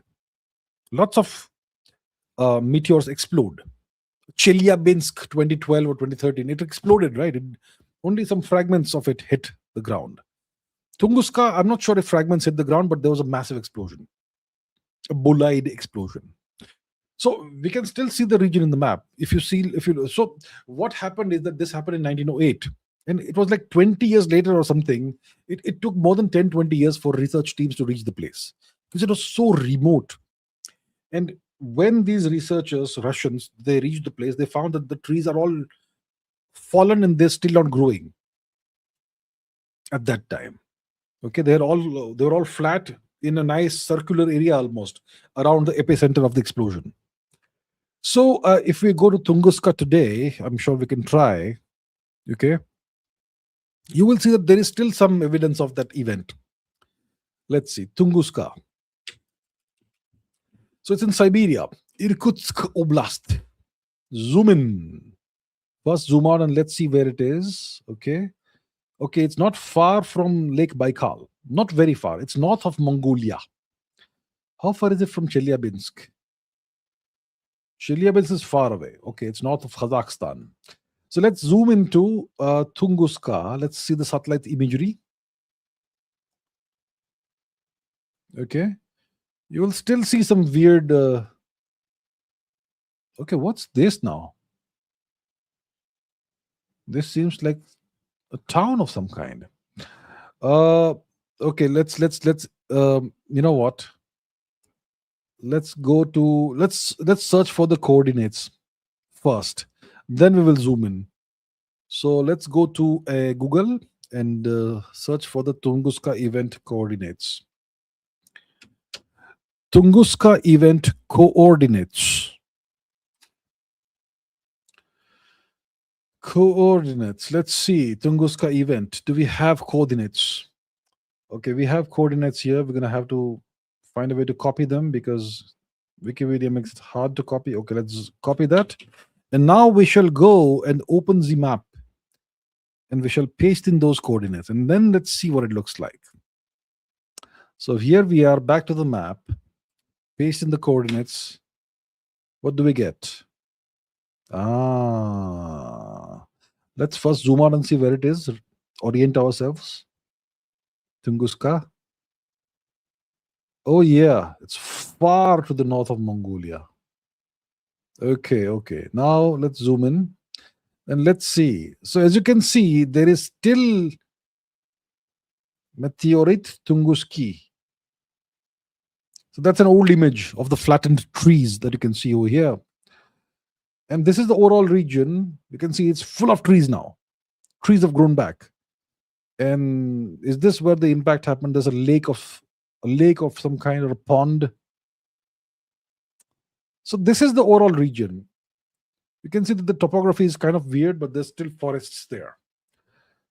So there's multiple places where it says Tunguska blast event. Could be. So this is the overall area which was the epicenter of the blast, which took the brunt of the blast. Right? So that's the deal about the Tunguska event. The trees have grown back because it's been so long. It's been more than 100 years now since the event happened. And yeah, so it was some kind of object, maybe a comet, maybe a meteorite. And these things happen from time to time. Something similar happened more recently, about a decade or so ago, in Chelyabinsk. It wasn't as massive an explosion as the Tunguska event, but it was similar. Okay, Kakashi says, maybe Israel happy with less US influence in West Asia.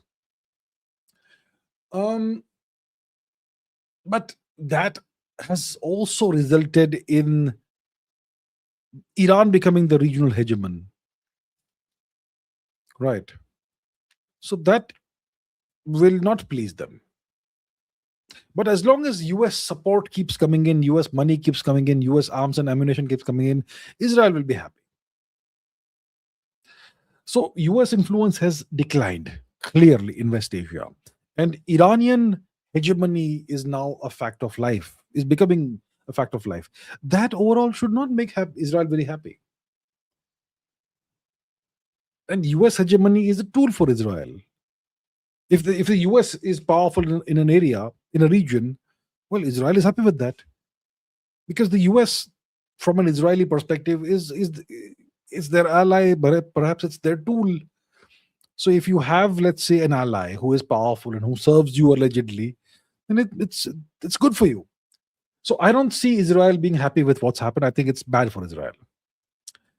Donald Trump says Japanese fans clean stadiums even after losing matches. Should we encourage a similar culture among Indian fans in IPL? You can encourage them, you can lecture them, you can put posters, nothing will happen. Why do Japanese fans clean stadiums after losing matches or whatever? Because from the time Japanese kids are in nursery, junior KG, senior KG, and so on, they are taught to clean their classroom and just maintain basic etiquette of cleanliness. So it's part of what's ingrained into their psyche from the very beginning of their life.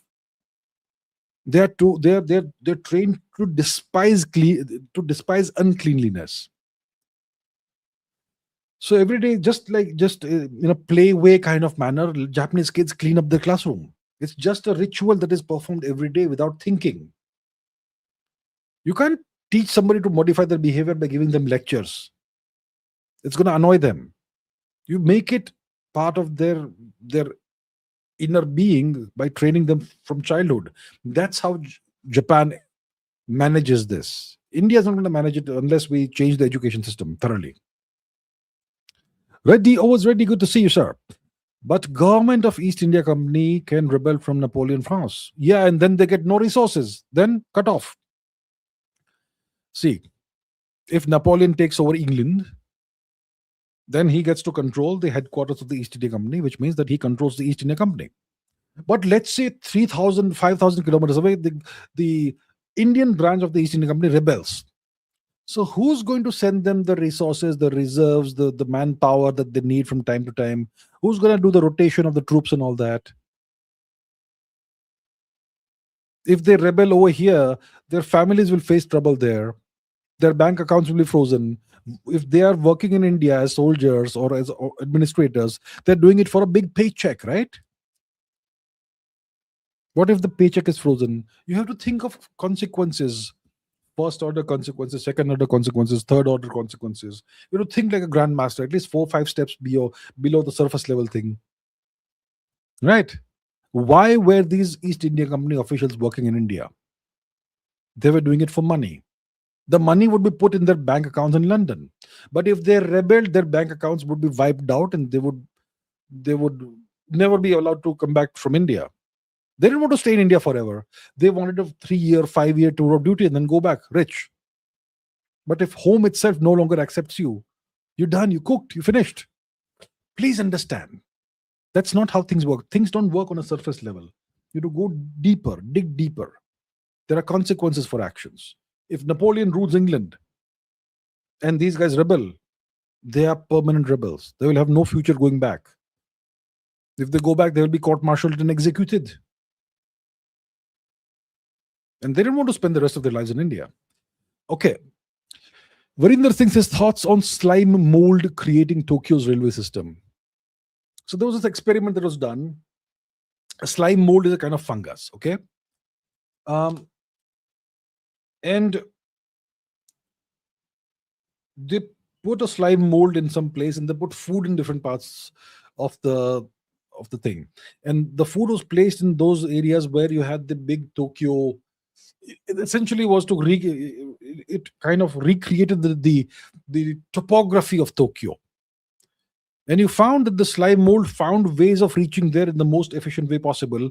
And the connections it made, it exactly replicated Tokyo's railway system, which indicates that nature recreated the pathways that were created by engineers in Tokyo, which indicates that the engineers designed the most efficient possible railway system.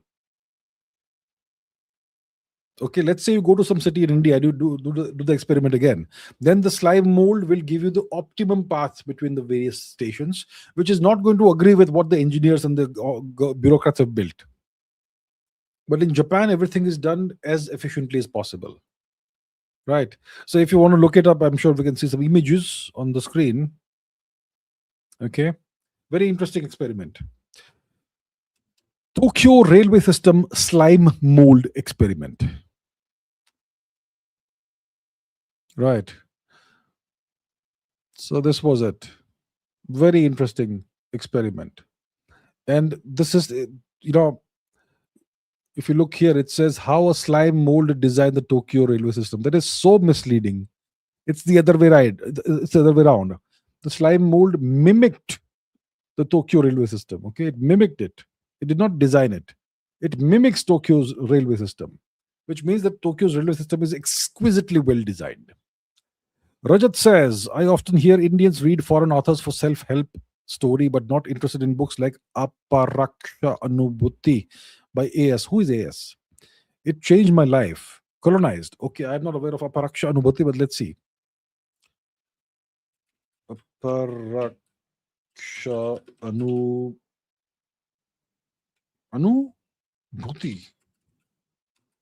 Aparoksha Anubhuti by A.S. by Adi Shankara. Okay, so even I'm not aware of this. You see, I am also mentally colonized. I have not read this. The Aparokshanubhuti, a work attributed to Adi Shankara, um, it expounds Advaita Vedanta philosophy. Aparoksha Anubhuti, perceptible knowledge, direct cognition. Okay, most people will find this super complicated.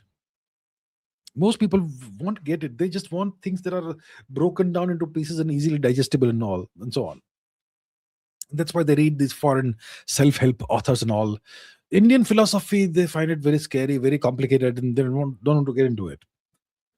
So yes, you will see most Indians going to bookstores looking for the what is popular right now, what is the currently trending books, and they will go and pick up some books to look cool. I am also reading this book, that sort of thing. And if they want to read self-help books, they will read something by some foreign author. They won't read Advaita Vedanta or whatever, Aparaksha Nupati. Even I've not read it. So yes, most Indians are mentally colonized. So am I. Okay, but at least I know it. Most Indians don't know it. Su- Sukalp Life says, if a pregnant woman uses a 5G mobile phone, how much exposure does it give the fetus? Is 5G safe to be used by cancer patients? Is 5G safe for young children to use? I don't know. I have not calculated the radiation dosage or whatever. See, mobile phones are radio receivers and transmitters. Okay, this is a radio receiver, it's a radio transmitter. What are radio waves? Those are electromagnetic waves. What are electromagnetic waves? Photons, wave particle duality. Okay, so what's the energy content of a radio wave? So photons have energy, they carry energy. The visible light photons all have different energies depending on the color of the light. And then there's ultraviolet, infrared, red photons, and on so on. Infrared photons are you feel the heat, but you don't see them. And ultraviolet light, well, that's a whole different thing. And then there is ultraviolet light, which is very highly energetic photons, which is not called ultraviolet light. It's called gamma rays. That is so energetic it mutates your DNA and gives you cancer. That's gamma rays, gamma ray photons. That's also photons. So when it comes to 5G mobile phone radiation, we're talking about photons of a certain wavelength and frequency and certain energy. So let's find out what is the typical energy of a 5G wavelength photon. The wavelength of the 5G cell phone transmission is about 11.1 millimeters, and one photon's energy is roughly 10 raised to minus 15 joules. Okay, let's keep this in mind. 10 raised to minus 15 joules. And now let's ask Google, just for comparison. Just for comparison, what is the typical energy of the average gamma ray photon? 10 raised to 7 eV. Okay. In joules. In joules. In joules. Photons with the wavelength of less than 10 raised to minus 10 meters. So the energy, the lowermost energy of a gamma ray is about 10 raised to minus 16 joules. An individual gamma ray is 10 raised to minus 8 joules. So the weakest gamma ray is about 10 raised to minus 16 joules. And your 5G cell phone transmission is 10 raised to minus 15 joules, which is 10 times more powerful. So, you know what? From that, I would say that 5G cell phone transmission photons, yeah, it's interesting. It's like 10 times carries 10 times more energy than the weakest of the gamma rays, which is kind of a little bit concerning here. Kind of a little bit concerning. I really haven't looked into this matter, okay? I'm just doing my preliminary analysis over here. Preliminary investigation. So gamma ray photons have wavelength of 10 raised to minus 10 meters. And a gamma ray tower, sorry, a 5G tower emits 10 raised to 22 photons in 1.27 hours. This is kind of interesting and a little bit concerning, I would say. Little bit concerning. This is a very preliminary gut reaction right now. Maybe it's completely safe, like many people say. I don't know though. So if you are a pregnant lady, I would say that minimize your exposure to such radiation as far as possible. Overall, it looks like it's a little bit treading dangerous territory, right? Yeah, it looks like that. But see, to answer your question in detail, I will have to sit down with pen and paper and do some proper calculations, which I can't do right now. So I can't give you a definitive answer right now, but it looks a little bit concerning to me right now, the way just what I just saw. So I would say right now, what I can say right now is be careful. Maybe I can do a detailed analysis and get back to you all afterwards. Okay, Kakashi says all countries are US vassals like Japan, except very few. So let's see from a geographical perspective. Okay, let's put the map on the screen and let's see. How many countries are US vassals like Japan? No, they're not all like Japan. Japan is directly under US occupation. For example, if you look at European nations, many of them are not under US occupation, but they are still controlled by the US. See, in France, there is no US occupation. Germany, there is. Italy, there is. Netherlands, there is. Turkey, there is. Greece, there is. So many of the EU nations and NATO nations are under US occupation. Some of them are not. Okay. Africa, there is no direct US occupation in most of the African countries, but they are still US vassals. West Asia, many of them are under US occupation in some shape or form, and they are US vassals. Central America, US vassals. South America, US vassals. No question about it. Canada, US vassal. Uh, what else? Australia, US vassal, of course. Southeast Asia, very strongly influenced by the US. Let's put it like that to be respectful. South Korea, under US occupation. Taiwan, US occupation or vassal. Japan, US occupation. Mongolia, not under US occupation. So Central Asia, it's, you could say, uh, it's Russia's exclusive sphere of influence. Okay, so you could say that the world is essentially bifurcated between the US vassalized camp and the Russia and China zone. And there's India, which is one of the few remaining sovereign nations. That's just the way it is. Okay. Raman Gill says banking dynasties and BIS bank drive geopolitics at core question mark. As Russia and Iran leak out of current system and China AI surveillance state blueprint for world seems like all world leaders working together. Okay, so banking dynasties, I understand that the banking system controls much of the world. Yeah. Um, what is this BIS bank? Let me see. BIS Bank. Bank for International Settlements. It's an international financial institution which is owned by members' central banks. Its primary goal is to foster international monetary and finance. Okay, so it's one of the cogs in the overall machine that controls the world, the financial world, right? Right. BIS Bank, Bank of International Settlements. You have the IMF, you have the World Bank, you have the BIS, you have the SWIFT system, and so on. All of this combined together, put together, creates a system that controls uh, the the the dollar based system, right? Yes. So this drives geoeconomics. Economics is obviously a big component of geopolitics.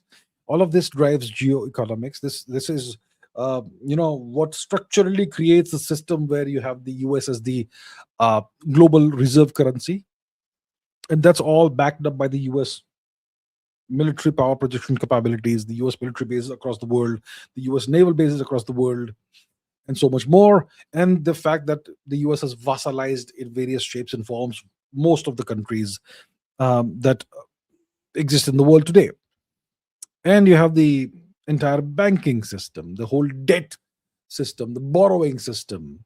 You have the fact that the US Federal Reserve Bank is owned by people whose identities are unknown. So the Federal Reserve Bank, which is like the RBI of India, but it is the RBI of the US, which controls the entire and which controls and owns the US economy, and by extension much of the world economy.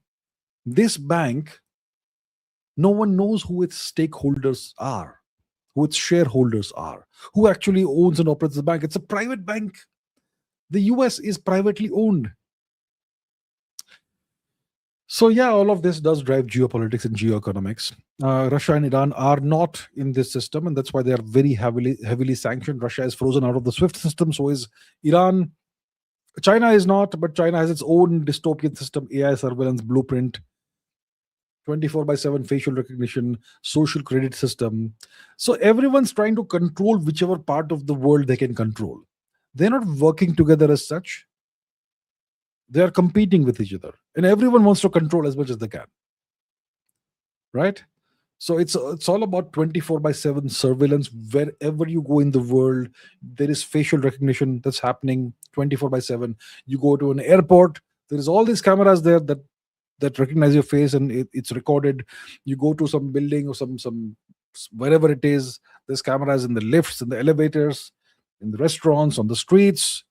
Wherever you go, you are being followed. A trail has been created of all your activities. Your cell phone tracks you. Everything tracks you. There's no privacy. That's the case in the West. That's the case in India. Much of India now. That's obviously the case in China. So everywhere you go, the state is surveilling you 24/7. It knows everything about you. It knows you better than you know itself. And these leaders aren't working together. They're competing against each other, and they are trying to control their citizens and their populations the best they can. It's technology is driving us towards a dystopian future, and technology is empowering these people to control humanity, or whichever sections of humanity they control. Pavan says, when will the Understanding America series be fully uploaded? It has to be created to be uploaded. Would love to see more series such as Evolution of Science, Religion in India from History. Look, right now, the Understanding America series is currently paused. Okay, to upload it, it has to be created. To create it, I have to read all these books. That's a long process. Right now, I am not focusing on that. It will obviously be restarted sometime in the future. I'm not sure when, but it will be restarted eventually. Right now, it is on ice, but it's not dead. But I really appreciate the fact that you liked it and enjoyed it. And yeah, that will give me the incentive to, the motivation to revive it at the earliest. All right. Thank you. Piyush Sinha says, do you think Iran will keep quiet after the war ends, or will they start a new silent war? And what about those protests, some of which were genuine frustration against the Iranian state regarding hijab? Do I think Iran will keep quiet after the war ends, or will they start a new silent war? Look, there's always going to be a subsurface conflict and competition that goes on. Once the war officially ends, whenever it does, the US will try and slowly regain its foothold in the region. It will arm twist the Gulf states to allow the US to once again rebuild air bases and naval bases in the region. Iran will be watching. Iran will be also doing its same thing with its allies, the Houthis, and the Shia militias in Iraq and Hezbollah and so on. Iran will at the same time try to strengthen them and strengthen the networks and give them more stuff that they need and so on. So that is going to continue. The espionage war is going to continue in every part of West Asia. So there's going to be levels and layers to the conflict.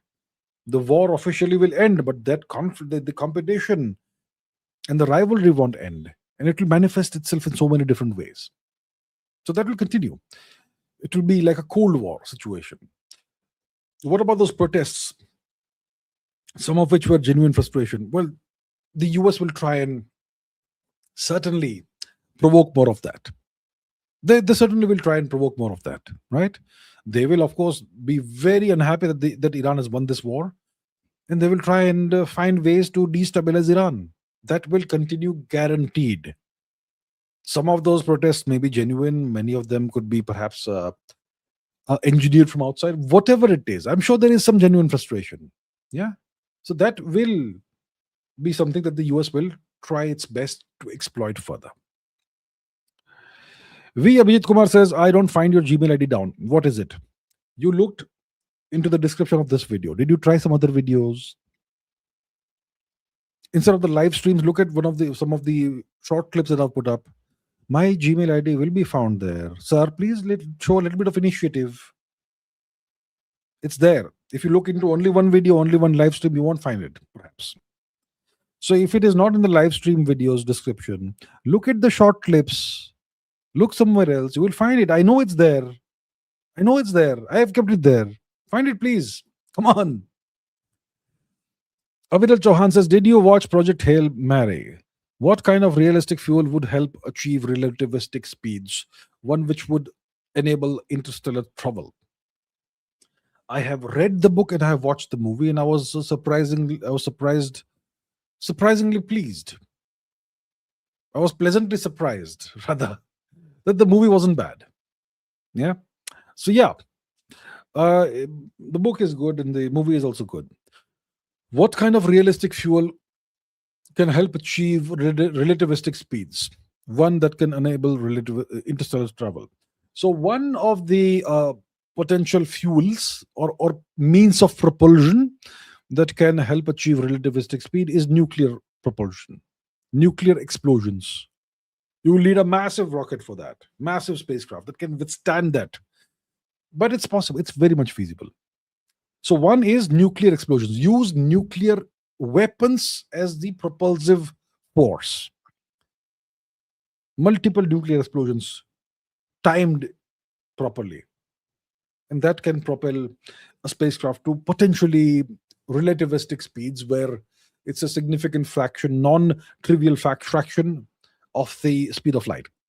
Another fuel is not really a fuel, it's a light sail. It's a means of propulsion, light sail. So if you use light sail technology and you especially if you shine very powerful lasers on the light sail, then you can potentially propel a spacecraft to relativistic velocities. So in the next 10 years, you could have the technology to send a fleet of small mini spacecraft to Proxima Centauri in 30 years, 30, 40 years, right? By using powerful lasers to accelerate the spacecraft to relativistic velocities using light sails. So these are the two things I can think of. Astrophage, I'm not sure if it exists, but it's a nice concept overall. Aviral Chauhan says, if you can accelerate for infinite duration, why is light speed still not achievable? Because it is the speed limit that's encoded into the fabric of the universe. Why is it like this? Ask the person who programmed the universe, who wrote the code for the universe. We don't know who it is. Whoever it is that wrote the code and the rules for the universe decided that the light speed, the speed of light, is the ultimate speed limit. You cannot break that limit. That's it. Why is it like that? Well, you have to ask the person, whoever it is, whether it is God or whether it's the programmer who wrote a simulation, whatever it is. Yeah. So you can't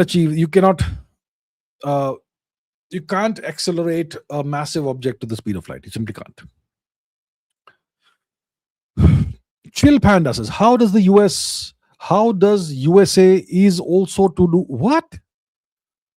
How does USA is also to do regime change across the world so easily while other powers like Russia or China struggle? Americans good diplomatically? A regime change operation, you see, my friends, is not a diplomatic operation. It is a power grab. Power grabs happen on the street. A regime change operation is a carefully coordinated and choreographed series of steps. That series of steps has to happen in a specific time frame once it is set into motion. If you want to understand how a regime change operation happens, how a coup happens, so there are two kinds of regime change operations. One is a military regime change. The other one is seemingly not military, but actually there's a military component to both. So if you want to understand how a regime change is actually done, where's the book? Looks like it's not here, so it's somewhere else perhaps. There is a book called Coup d'etat, a practical handbook by Dr. Edward Luttwak. It's a great book to read to understand how it's done. So it's not a diplomatic thing, it's a military operation. The regime change that happened in Bangladesh in 2024 was a military operation that looked like a student revolution because you disguise it as a student revolution. The regime change that happened in Pakistan in 2022 was again a military takeover, right? So how do you make a nation's military do such things? Is money, is money, and training, and you tell them how to do it. You teach them how to do it. And then there's the color revolution model, which again is the same thing in under a different guise. So the 2014 Euromaidan coup, they called it a Euromaidan revolution. It was a coup, right? So the US has perfected the art of the regime change operation. They've been doing it since the 1950s. So they've done it multiple times. They've failed a lot of times, and they've learned from their failures. And now they package it as a color revolution. In Nepal, they call it a Gen Z revolution. In Bangladesh, they call it a students' revolution. But it's the same pattern over and over again. Okay, that's how they do it. Okay, Jethagara says, I agree with you on Iran, but Iran is a battle hardened, full stop. Strait will be controlled, but UAE, Saudis have the wealth to build pipeline and bypass it. By the time Iran is rebuilt, pipeline will be complete soon. We'll see about that. We'll see. We'll see. Iran doesn't want to stop the Saudis and the UAE from selling oil. They will open the Strait of Hormuz. They will allow Saudi ships to go through the Strait of Hormuz. They will allow UAE ships to go through the Strait of Hormuz, but they will charge a toll. That's it. They don't want to blockade it, right? They don't want to blockade the Strait of Hormuz. They want to own it now. And they want to demonstrate their ownership by charging money for every ship that passes through. That's all. They don't want to blockade the Strait of Hormuz. They were forced to blockade it because the Americans were attacking them. They don't want to impose a permanent blockade. So the Saudis can build a pipeline or whatever. That's their choice. But if they want ships transiting the Strait of Hormuz, they will have to pay. That's it. That's all. Okay. Rano Nahapala says, hello, Chabijit Avdasar, full support. Full support indeed. Thank you so much. Full support. Shil Panda says, if India gets a 2-digit GDP, it becomes strong. You mean 2-digit GDP growth? Okay. And become strong. How would the USA deal with it? As unlike Russia or China, it's a fellow democracy. Nobody gives a damn about democracy in the real world. Okay. Democracy. The US doesn't care about democracy. The US does regime changes across the world. Do you think it's democratic? Do you think they love democracy? The US supports dictators all over the place. They prefer working with dictators. The US doesn't give a damn about democracy. They use democracy as a stick to beat everybody with. That you are not democratic enough. Okay. So India being a democracy, it's a weakness of India. It's not some great strength of India. And the US is not a democracy, by the way. It's an autocracy masquerading as a democracy. So they can't use fake narrative about citizens oppressed by the government. They can do that. They can claim India's citizens are being oppressed by the government. They can say India's minorities are being oppressed and India's democracy is backsliding and blah, blah, blah. They will use all that propaganda against India. So if India if India's GDP starts growing at 10% plus, India becomes strong. How will the US deal with India? They will encircle India. They will try and destabilize India. They will try and have color revolutions in India. They will try and have all kinds of internal divisions and fissures opening up in India. They will have protests opening up in India. They will have Pakistan do something. They will have more cookie terrorism in Manipur from Burma. They will do all kinds of things. They will have Nepal create problems for India. They will create all kinds of issues for India. They know how to do it, and they'll try and keep India down. That's the deal. Aviral Chauhan says, if space is mostly vacuum, then what is radiation in space, and are spacecrafts really vulnerable when not traveling at relativistic speeds? So what is radiation in space? If space is mostly vacuum, space is an almost perfect vacuum, but it is not vacuum. It's not vacuum because there's still stuff out there. What kind of stuff do you have out there? Well, you have protons, which are hydrogen nuclei.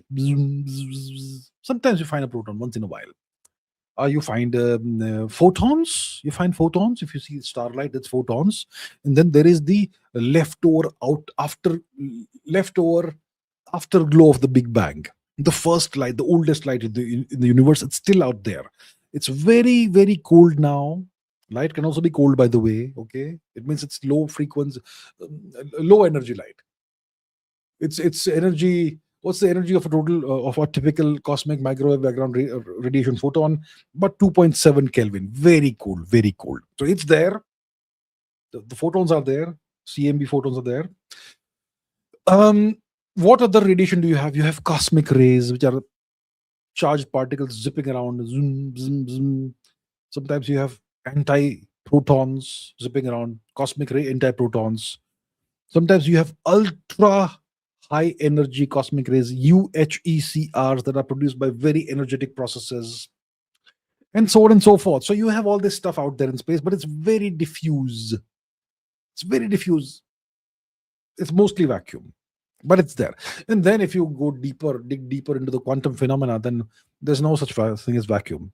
Empty space is teeming with particle-antiparticle pairs that are coming in and out of existence at all times. And you can measure the phenomenon through the Casimir effect and so on.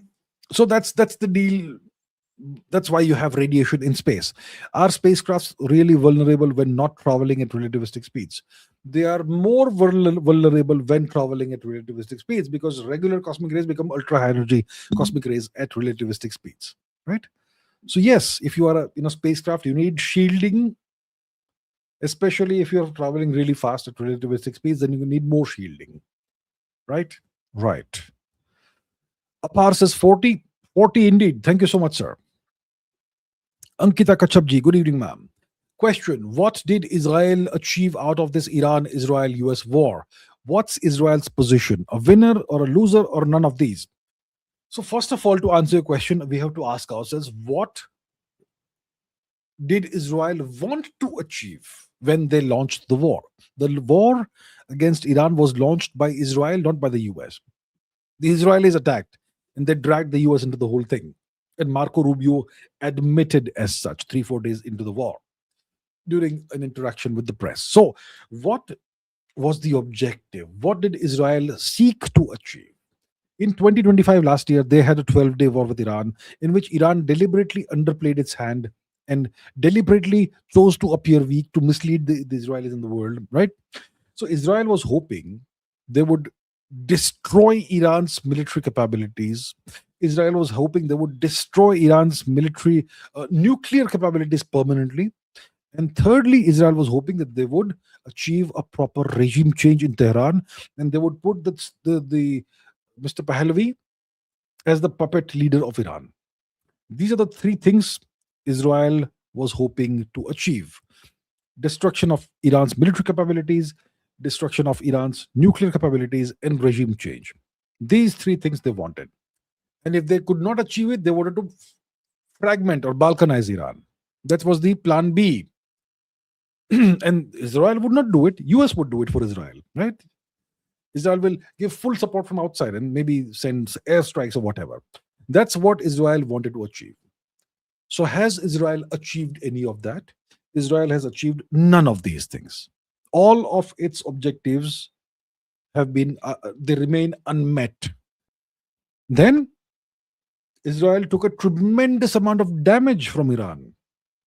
Israel's Iron Dome system was turned into a paper dome by Iran. Very smartly. And the amount of damage that was done to Israel by Iran's ballistic missiles, hypersonic missiles, and drones was tremendous. It has been censored out by the media and social media, but it has been tremendous damage. So Iran has essentially taken a lot of damage, but they have remained sovereign, they have remained independent. They've destroyed the US military bases in the region thoroughly. They've destroyed the American radars in the region thoroughly. They have destroyed Israel's Iron Dome system or decimated it very badly. And they've done a tremendous amount of damage to Israeli cities like Tel Aviv. So, what's Israel's position? Not exactly a loser, but yeah, you can't say it's been a winner, and you can't say the outcome has been neutral for Israel. Overall, you could say Israel is mostly a loser along with the US in this war. Of course, Iran hasn't done a regime change in Israel. Israel still is sovereign, it's still independent, it's broken a little bit, but it's still there. So, from that perspective, Israel has survived, but it's a loser. Israel has achieved nothing out of this war, and they've lost a lot. Right now, Iran is the regional hegemon. Israel used to be the regional hegemon. Everyone was scared of Israel. Now, everyone is more scared of Iran. So, none of Israel's objectives have been achieved. Devansh says, "Thank you for reviewing my question. For reviewing my question. Okay. Please also check the Haplogroup FM89 Wikipedia page. It says FM89 most likely appeared in the Arabian Peninsula, Levant, and then expanded rapidly into South Asia." Okay. It will say all kinds of stuff. But Haplogroup F. Okay, let's see FM89. FM89 haplogroup. Let's see. Okay, Haplogroup F. Well, what is this? It originated in the Indian subcontinent. Place of origin, South Asia, so called, or Southeast Asia. It is the subcontinent. But where does it say Arabian Peninsula? Let's see. Arabia.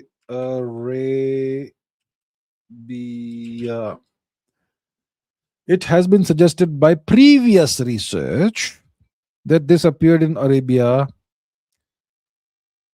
West Asia, speculated Indian so there's all kinds of theories that it is putting over here. It says this is possible, that is possible, Arabia is possible, North Africa is possible, Levant is possible, Indian subcontinent is possible, Persian Gulf. It's essentially trying to say, the writers who are editing this page are trying to say everything is possible. Maybe it even came from Mars. Let's not waste our time taking this too seriously, all right? Okay, Abhi92 says, Hindu, no temples control. Hindu, no temples control, no schools, no law board. Article 368, majority rewrites all. Demographics shift, game over, appreciate your work. So thank you so much. In Hindu, no temple. So Hindus can't control their temples, right? In India. Yeah, that's the apartheid system that you have in India. India is a Hindu-phobic apartheid state. Hindus have more rights outside of India than in India. That is a fact. So Hindus can't control their temples. The government controls Hindu temples and steals the money. Hindus can't control their schools. The government decides what happens in schools. There is no Hindu law board. Article 368, okay, I've not looked into it, but yeah, I'm sure there's something nasty there also potentially. Demographics shift, game over. Yes, that's the overall objective. That's why you have these industrial scale religious conversion activities that are happening all over the country, and they're being massively funded by outside forces. So that is the situation. India is a Hindu-phobic apartheid state. There is demographic re-engineering happening across the country. The government is not concerned. Nothing has been done to stop it. It's a war against Indian civilization happening within India.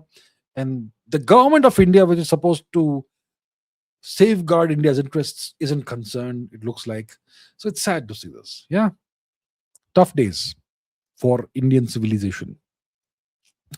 Apar says, is it true that Indian diet lacks protein and we are protein deficient and malnourished, or is it a fad to push products into the market?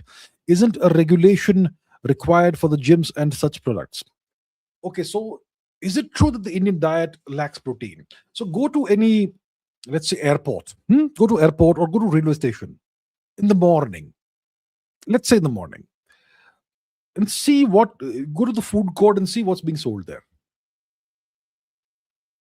And you will see it's all carbohydrate, carb slop. Everything is just carbohydrates. Very little protein. Go and see what's available for lunch, for dinner. It's just carbohydrates all over the place. It's a carb fest. How much protein do Indians actually eat? Very little. Very little. And why is it so?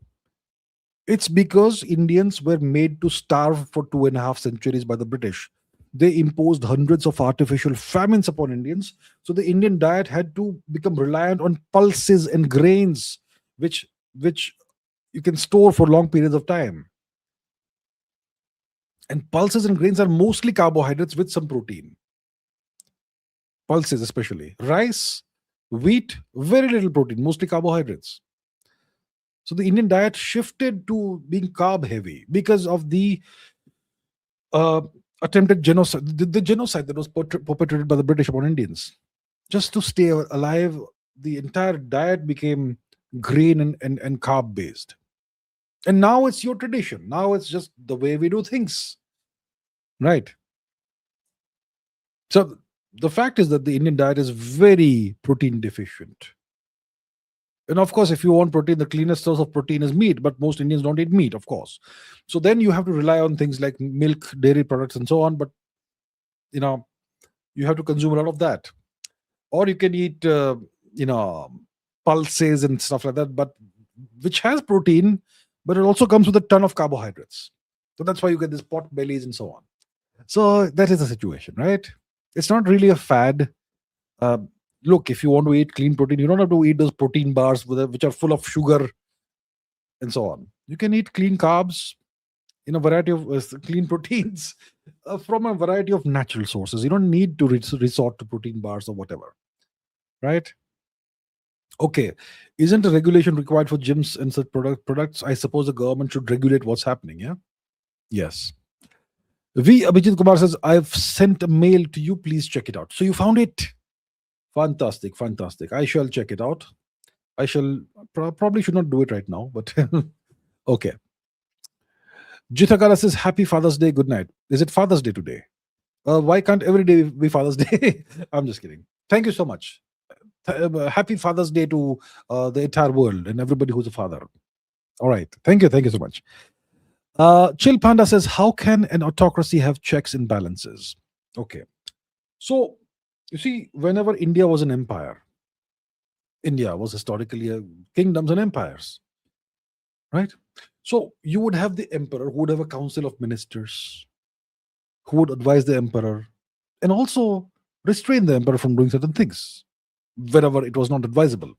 So you would have a system of checks and balances. In India we had systems where the emperor could be stopped from doing certain things if whatever the decisions he was taking were not good for the empire or the country, right? So it was a dharmic autocracy that we had. So in a dharmic autocracy, in a dharmic empire, you have checks and balances, which are the nature of dharma itself. Okay, Varinder Singh says most Iranians have 28 to 35% Zagros in left, less than Indians. Zagros in left. Zagros ancestry. There's all these little pieces of ancestry that are attributed to various people. Okay, so Iranians live to the west of India, to the west of the subcontinent. Iran is partly subcontinent, partly West Asia, right? So you're gonna have ancestry that's particular to that region, of course. See, when the Persians, the original Persians, the Parshva people, when they moved to Persia and gave the region their name, you had people who already lived there, and some of that DNA would eventually intermingle with the Persian DNA. So you're gonna have all these peculiarities. No, that's okay. That's not an issue. That is to be expected. All right. Geist of Bonaparte says, Bonjour, mon général. Mon général. I see the gates of Paris in the distance. We shall arrive next weekend, and then I shall give you blueprint to Mia. Avec me. Merci, Monsieur Bonaparte. I shall await you with the great eagerness. Merci, Monsieur. Merci, Monsieur Bonaparte. Ready, always ready, says GB. Govs, bring their family and start kingdom empires in India. GB Govs, bring their family and start kingdoms and empires in India. I shall not tolerate it. No. If they want to bring their family now and start kingdoms and empires in India, I shall not tolerate it. Unacceptable, not allowed. So I was recently in Delhi, and I had the great displeasure of seeing in a certain part of Delhi a big Union Jack flying in the air. There's a British embassy there, so you can understand why it's there, but it's not pleasant to see that flag fly anywhere in India. So if today Great Britain governors want to bring their family and start kingdoms and empires in India, I shall not tolerate it. It shall not be allowed. Unacceptable. Enough. 2.5 centuries was enough. No more. Unacceptable. Bharat M. Kulkarni says Avestan and Sanskrit have a lot in common. What's the relationship? First of all, there is no such thing as Avestan. It's just Old Persian. What's in common? Old Persian is a descendant of Sanskrit. It is an upabrancha bhasha of Sanskrit. Okay, it's a downstream language of Sanskrit. It is slightly distorted, slightly corrupted Sanskrit, like all upabrancha bhashas are. That is the relationship. It's not that these two are sister languages, Sanskrit and Old Persian. It's that Old Persian is downstream, descended from Sanskrit. Sahil Patil says, please suggest any good thriller fiction book. Any good thriller fiction book?